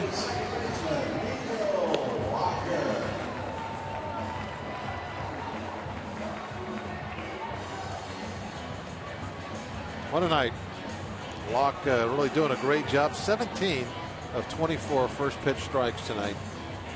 And for a long time there, I mean, he had 12 of, I think it was 12 of 13 to start the game. Oh, I get what you're saying. What? Colonel Sanders. That's why chicken on the hill. Yeah, yeah. Uh-huh. Oh, that's why you said why. Yeah. I didn't see the Colonel. You didn't see the Colonel. No. You see the Colonel in front of the visiting clubhouse, though, every day. Yes, yeah. True.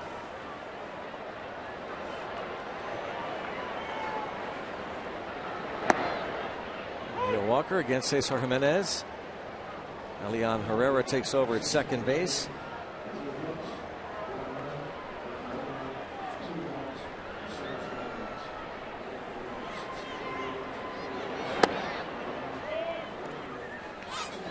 There he is.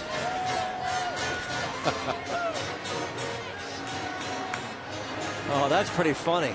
That's very clever, Colonel. Francisco Cervelli and Cole. Very nice. AFC.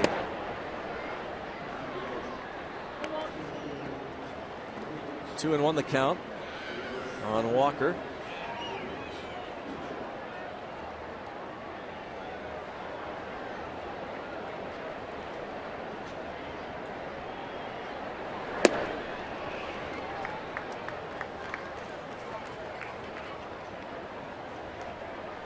Three and one.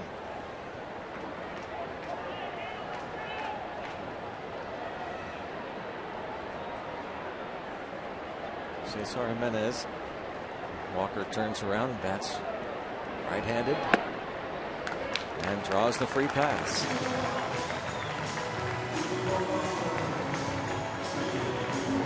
Jimenez pitched an inning on Thursday night. worked his way out of a little jam in the 11th after walking Francisco Cervelli and giving up a base hit to Chris Stewart.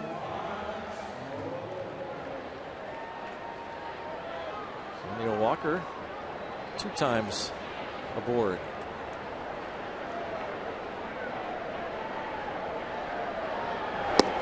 And Cervelli takes strike 1. A couple of strikeouts and an RBI single. That base hit came in a 5-run 3rd inning off the starter Zack Davies. Kyle Loesch went 2 1/3. And a bouncer. Perez throws out Cervelli.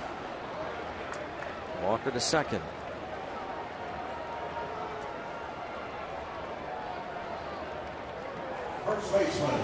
Well, the Pirates will honor the great one Roberto Clemente this Wednesday on Clemente Day. The Clemente family will be on hand for the pregame on-field ceremony before the 7:05 game against the Chicago Cubs. Plus, first 20,000 fans will get a 21 t-shirt. Compliments of Hellenics. For tickets, go to Pirates.com for the Clemente Day celebration.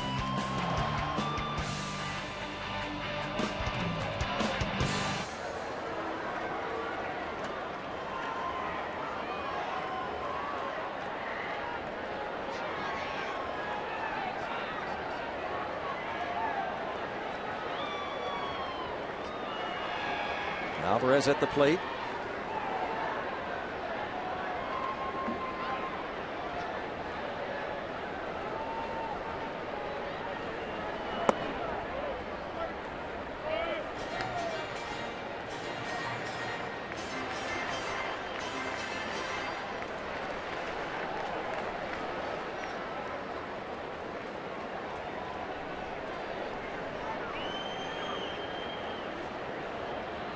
Facing the lefty, Jimenez.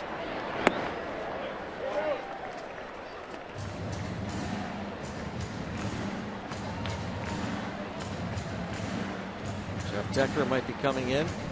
See some other changes perhaps, with the Pirates leading at 6-1. Michael Morse looking to hit.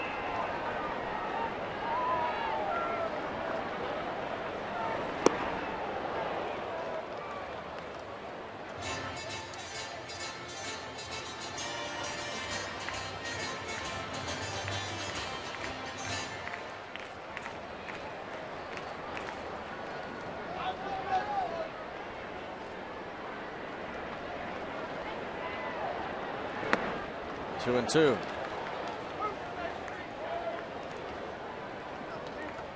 We won't give in. Throw him a fastball so far.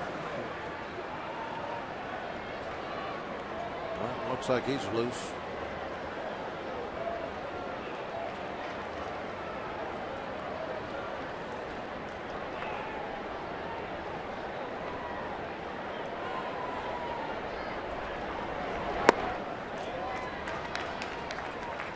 Three and two.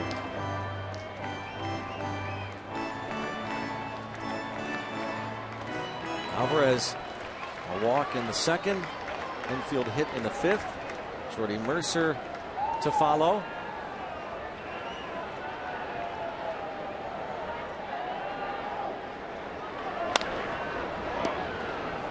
Cubs are still leading the Phillies 1-0 after 5 innings. So they are staying right on the Pirates' heels, 2 back. The top wild card spot. But again, if the Pirates can hold on and get 6 more outs, they would creep to within just 2.5 games of the Cardinals for the Central Division lead. Standings at the moment. Cardinals lost to the Reds essentially twice today.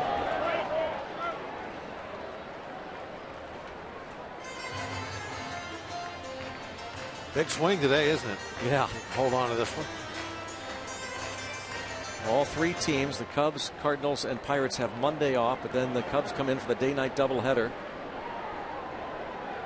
Well, how huge is that series now with the Cubs? The Cardinals will be going to Milwaukee on Tuesday for 3 games.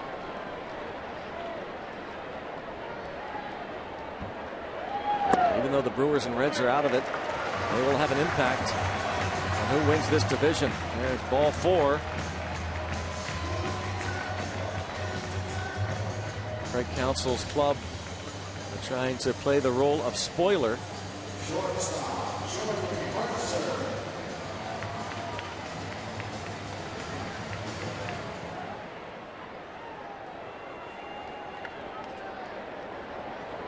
In fact, the Cardinals and Brewers meet 7 more times in the next couple of weeks.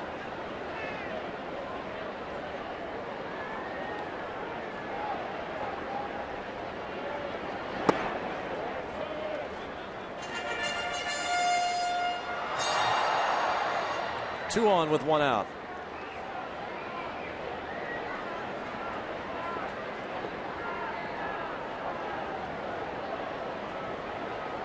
Giants and Padres playing, and the Giants just barely hanging on, just about ready to be eliminated from postseason play.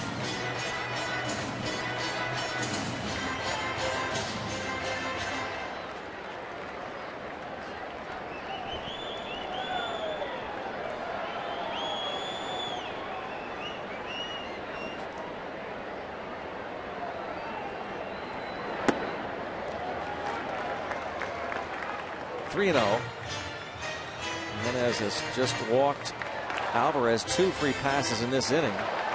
The starter Zack Davies allowed 5 walks.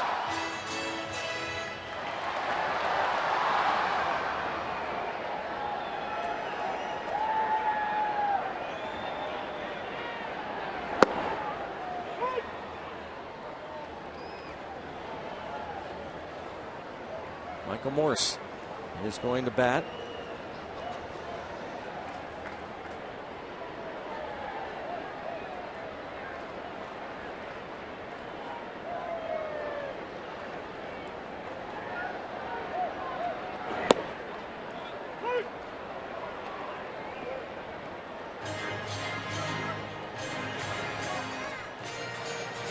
Root for Jordy. Bucco's shortstop has an RBI in this game and a base hit.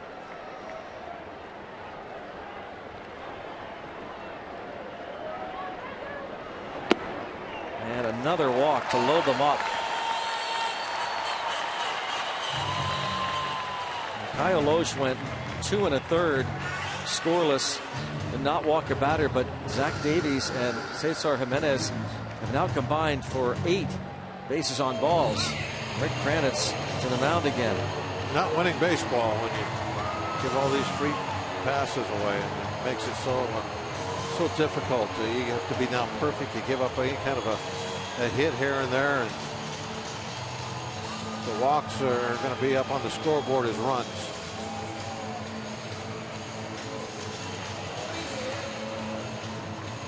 Just a reminder, as you enjoy a cold one, to look forward to Miller Time later in tonight's game.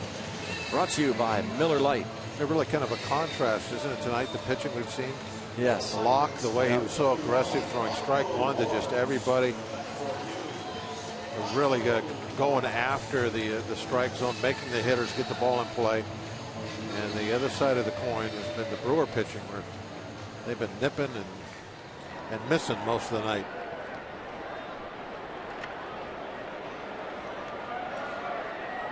Michael Morse pinch hitting for Hughes.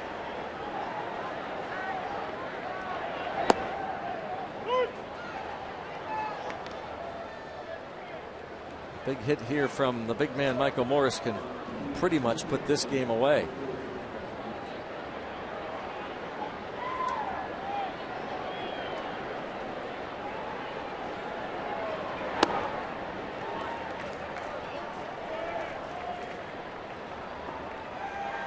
Batting for Hughes. Walked as a pinch hitter on Thursday night. Mainly used in this role. And he's hitting .304 as a pinch hitter. Combined the numbers with the Pirates and the Marlins.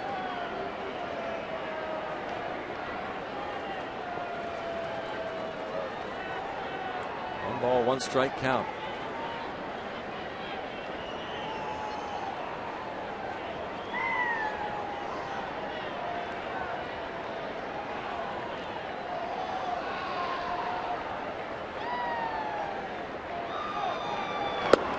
Jimenez in this series has faced 9 Pirates batters, going back to his stint on Thursday, and he has walked 4 of them.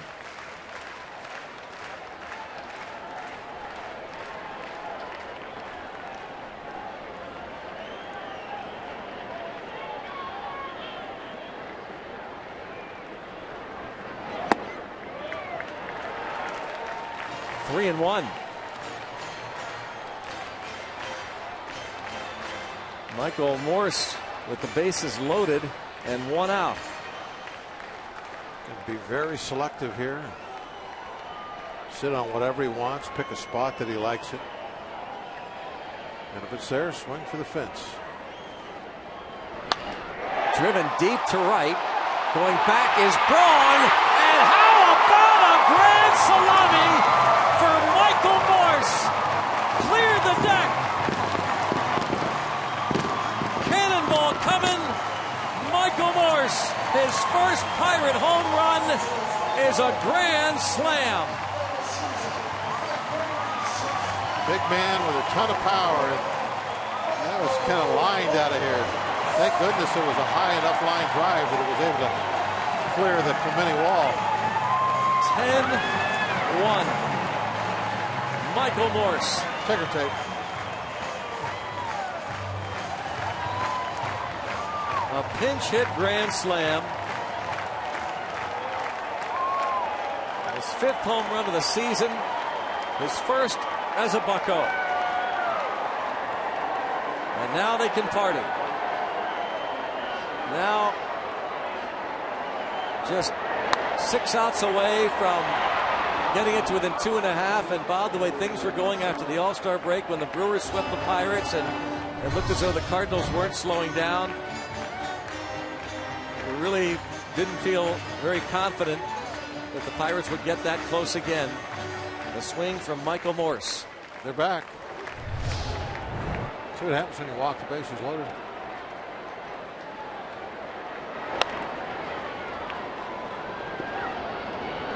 Two outs. Polanco retired. Michael Morse felt pretty good as soon as he hit it.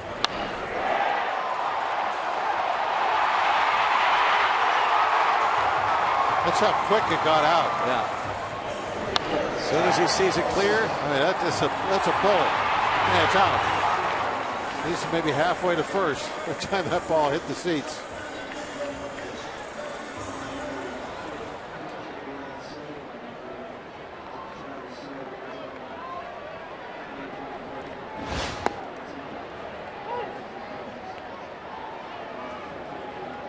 Last time a Pirate hit a pinch hit grand slam, Travis Snyder over 2 years ago, May 21st against the Cubs.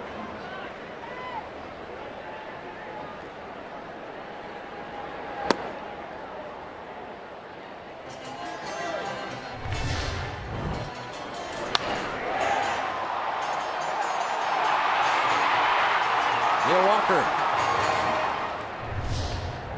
They all know as soon as that ball got over that fence, they knew this game's on ice. They put it away.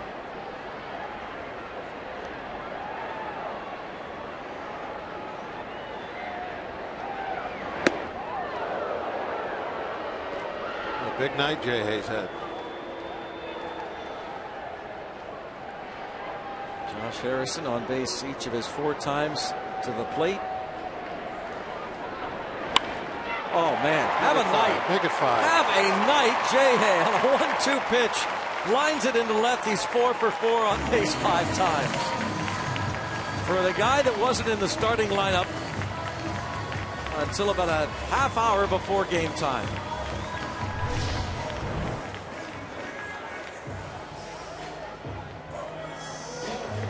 Caught one just on the inside half the plate.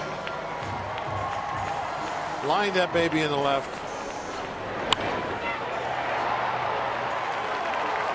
By the way, Greg, now's when you call off the dogs. There will be no stealing or anything like that now. Just, you know, the Brewers won't be holding anybody on.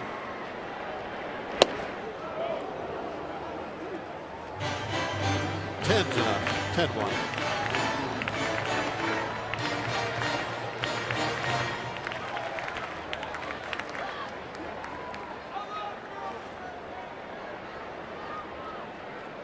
Fourth four-hit game of the season for Josh Harrison.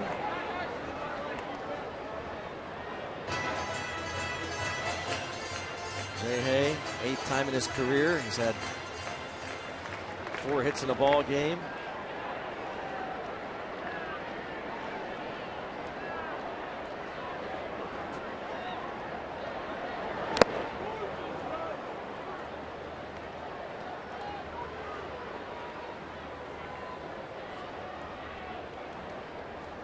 Two grand slams in the last few days. Jung Ho Kang hit the grand slam on Wednesday in Cincinnati.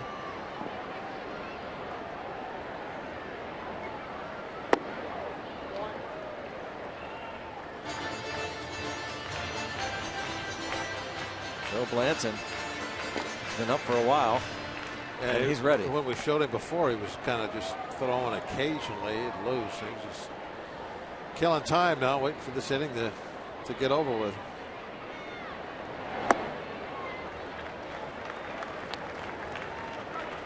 Chris Stewart is getting ready to finish things up behind the plate.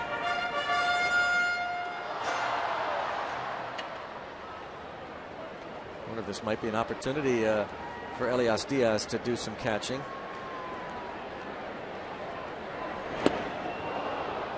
Cesar Jimenez strikes out McCutchen, but 8 men to the plate in the 7th inning. Michael Morse, a pinch hit, opposite field, grand slam.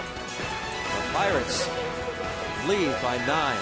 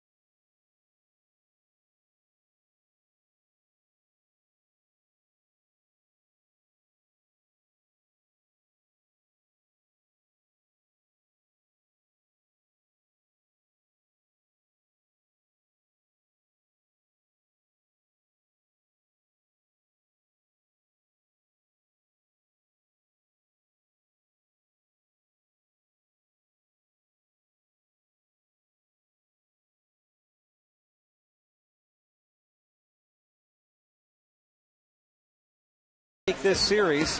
Taylor Youngman has been outstanding this year.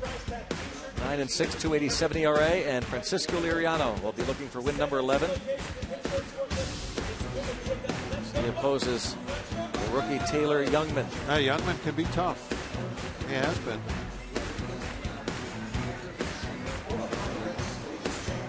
Got a good arm and a little bit of an odd delivery. Sean Rodriguez going out into left field.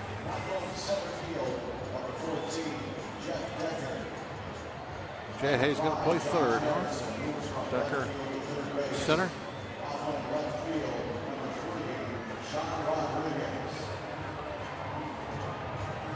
There's Jay Hay at third.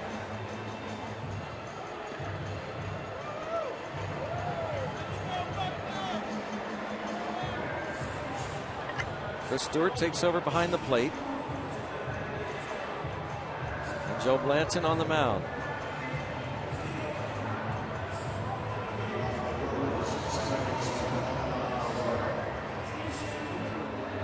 Outstanding numbers. That opponent batting average is 181. 12 games with the Pirates after appearing in 15 games with the Royals.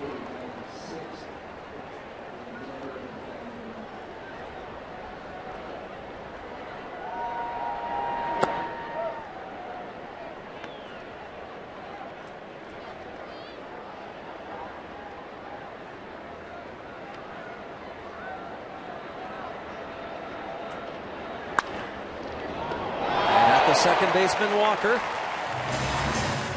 That ball was hit hard. Retired. Yep. That, for a moment, looked like it was going to get by Walker.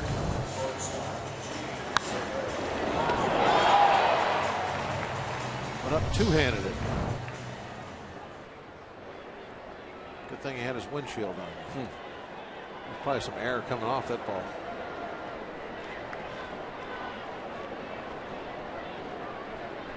I think you're right. No, Elias Diaz is going to get a chance to do some catching in the big leagues.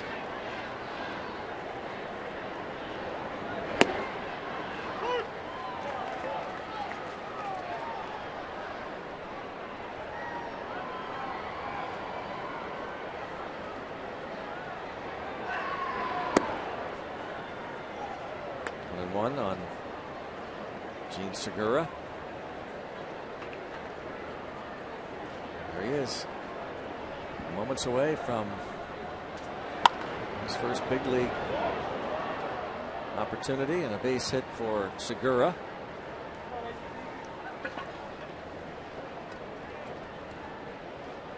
The next University night is coming up for Duquesne Duke fans on Wednesday against the Cubs. Purchase tickets online.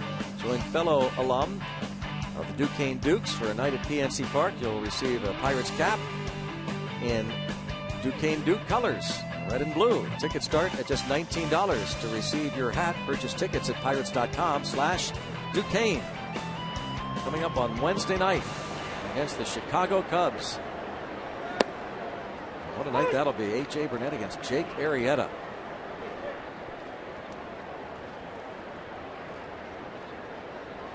Hernan Perez is 0 for 3.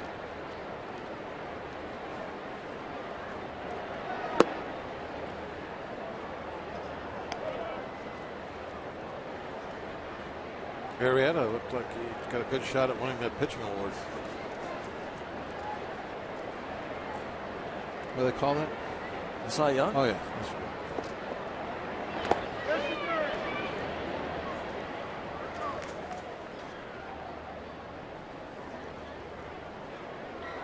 How long have they had that?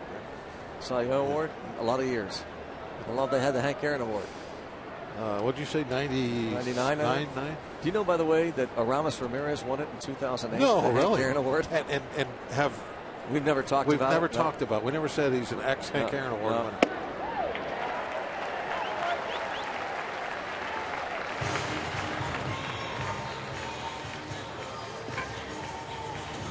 I'm going to look up, see everybody that's in the league that has won the Hank Aaron Award. Now on will know and we'll talk about it. That should be a bigger deal. Aramis Ramirez seated next to Pedro Florimon. A big night for Ramirez, helping lead this Pirates offense. 11 hits for the Pirates, 10 runs. Ryan Braun had an infield single off Jeff Locke to start the 7th.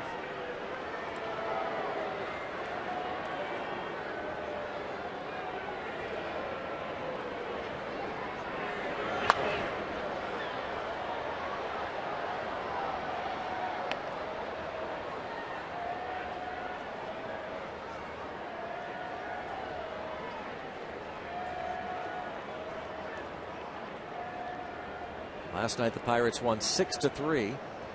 Trailed early 2-0. 3 in the 4th. Another in the 6th, 2 in the 7th. Tonight, Jeff Locke shut the door. A line toward Decker in right center and over his head. Up against the wall. So Segura coming to the plate will score on the double by Ryan Braun.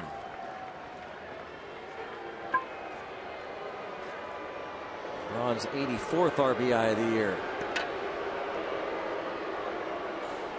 Now this one had that good backspin that I'm talking about earlier. And it just takes off. Ducker at first, you could tell, especially by the route, that he thought he was going to have a play on that. And ball just would not come down. Good aerodynamics on that line drive.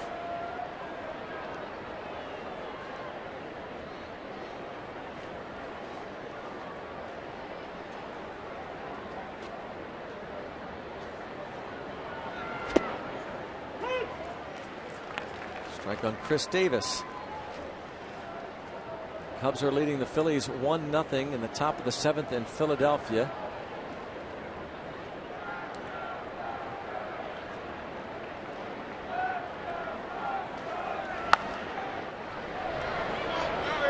Mercer on to Alvarez. 3 outs away from moving to within 2.5 games of the first place Cardinals.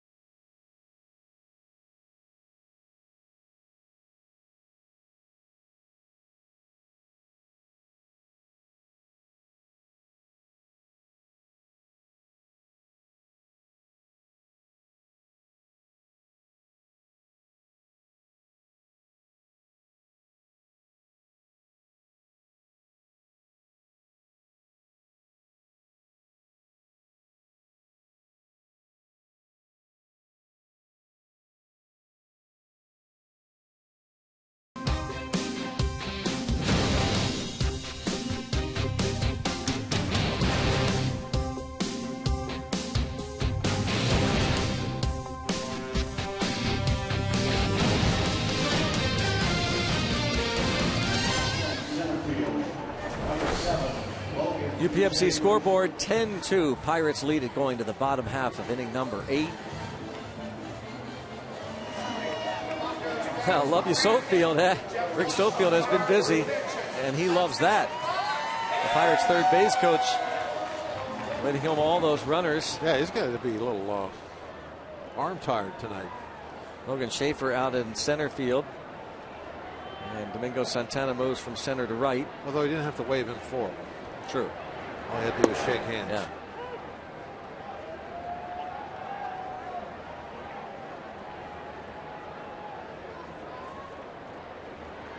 Corey Knebel, the new pitcher. First at bat for Sean Rodriguez.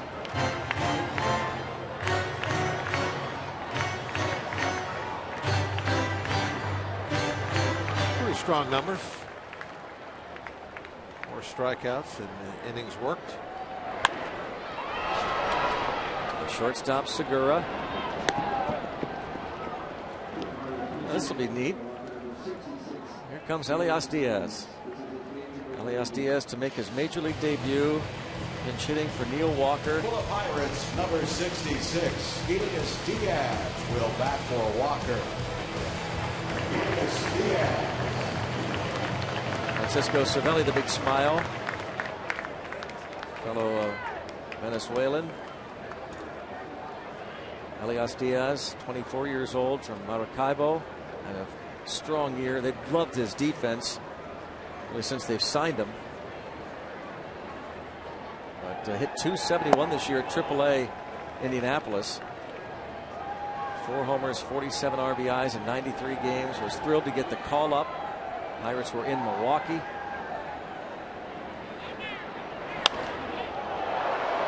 Fly ball to center field, sending Schaefer back to the track. Oh, how much fun would that have been? Yeah, I was hoping there for a moment. I was looking up at the ball and saying, wow, it got small real quick. Run out of steam.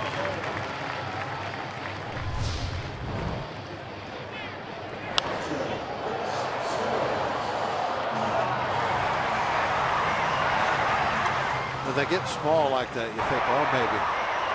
Walker and Cervelli watching. Doggone it. A nice effort. Yep, everybody was hoping.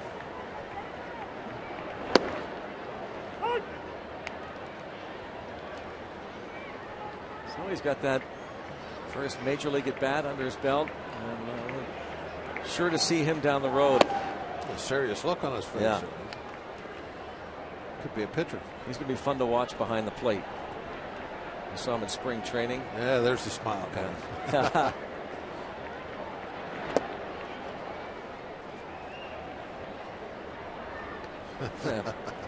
Pedro Florimon having fun with him. Thought he had a shot.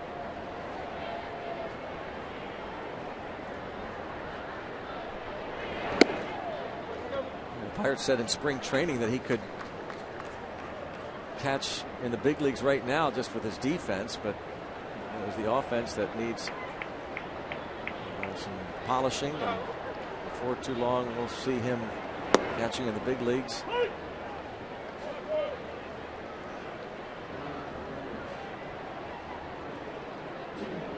Outstanding job this year, AAA Indianapolis. Here's Stewart to right, and a catch made. Nicely done by Domingo Santana. And for the first time tonight, the Pirates go down in order. 3 more to get. Rob Scahill hit the Bucks to within 2.5.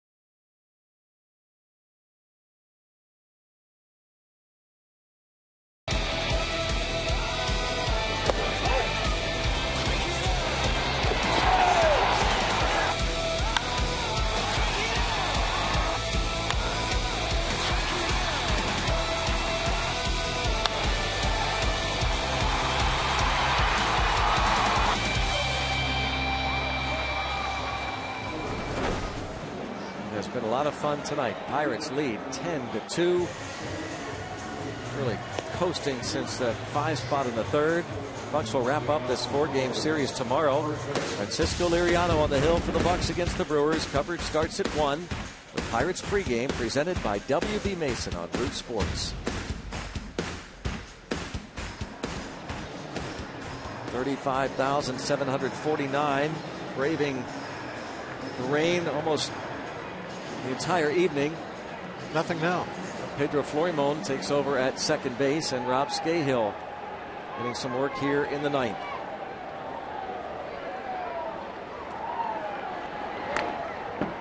Adam Lind at the plate.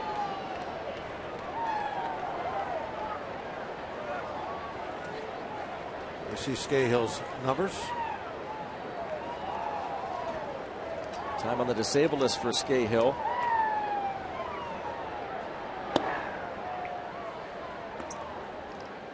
He hasn't pitched since that game in Milwaukee on the 2nd of September. It's not easy to be in his position in that bullpen where you're going out there maybe once a week.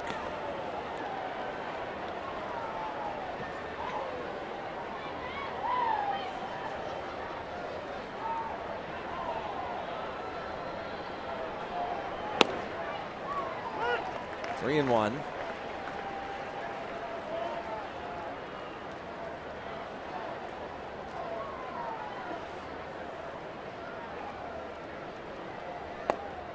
And obviously not what he wants to do. Entering a game with an 8-run lead. Walk the leadoff man. Scahill walked the leadoff batter in the 8th inning last time out on September the 2nd, and ended up getting just 1 out, allowed 2 hits and a run.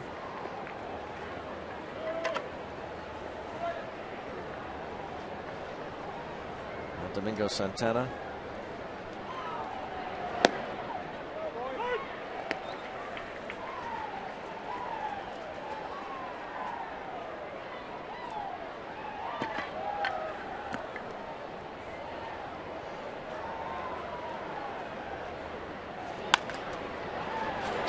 Jay Hay to second. Double play.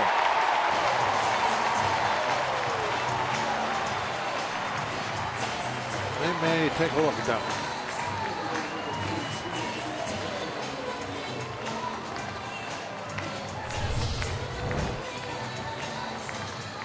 Council's up at the top of the steps.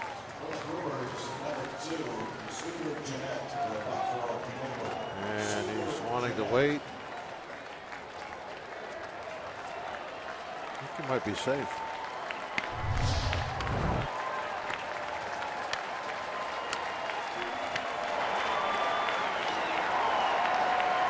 Yep, we'll review it.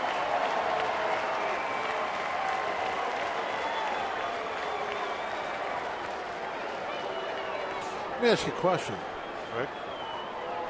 It's 2 outs in the night, right? Yep. So why wait until you get the word whether he's out or not? Why wouldn't you just say it's a close play, let's review it? I don't know. I mean, why stand there and wait? And then say, okay, yeah, we got the word from underneath. Well, let's go. If there's 2 outs in a row, what are you saving it for? Maybe if you think it's a close play, why wouldn't you just say, okay, we want to review it?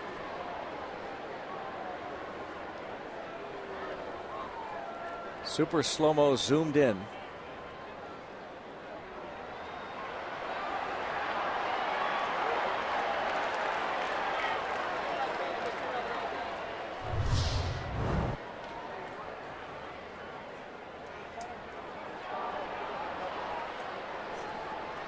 I guess there's 1 out in the 9th. Same thing. Pirate relievers all watching. Yeah, they got a bad angle at the big screen.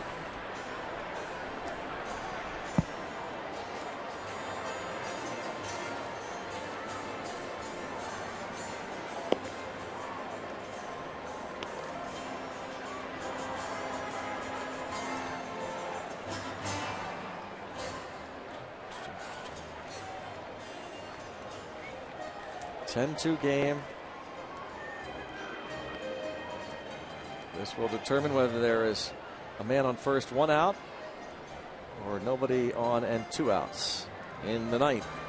10-2 ball game. And they are about ready to call it.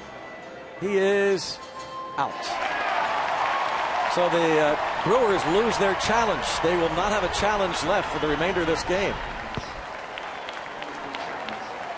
The call stands.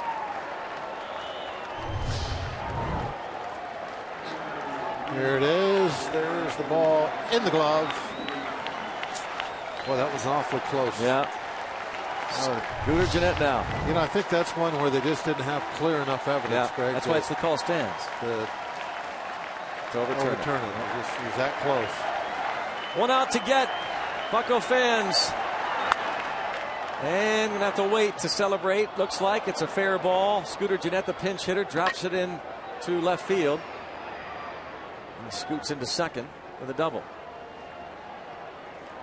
Pinch hitter Scooter Gennett. With a double to left. Down and in. Little lob.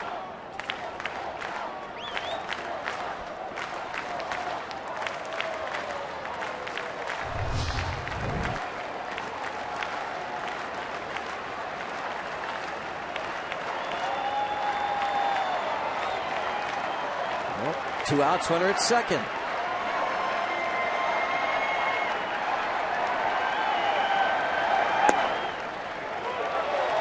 Strike.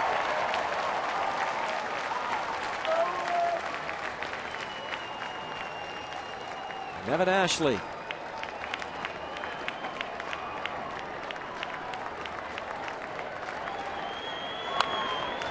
Oh, 2.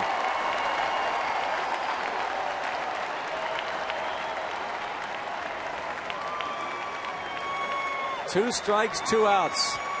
They are all aware that the Cardinals lost twice. 2 games today. The suspended game that was completed, and the one that was on the schedule originally. Did he go? No. Skip Schumacher hit a big home run today for the Reds. Sound like the whole stadium said no. He said, did he go? 1-2. Jeff Locke going to go to 8-10.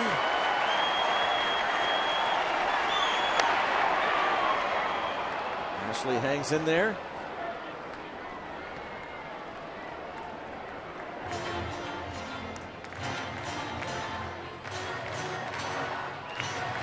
One more to get. Francisco Cervelli there with Michael Morse. 2 grand slams in a week. Pirates haven't had that happen since 2008. Luis Rivas and Jason Michaels. Did he go? No.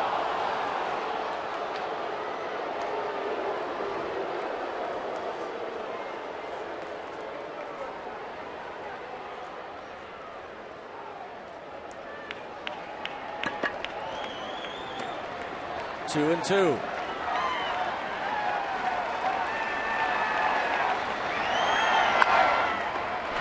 To Harrison, and raise the Jolly Roger. Your Buccos are only 2.5 games out of first.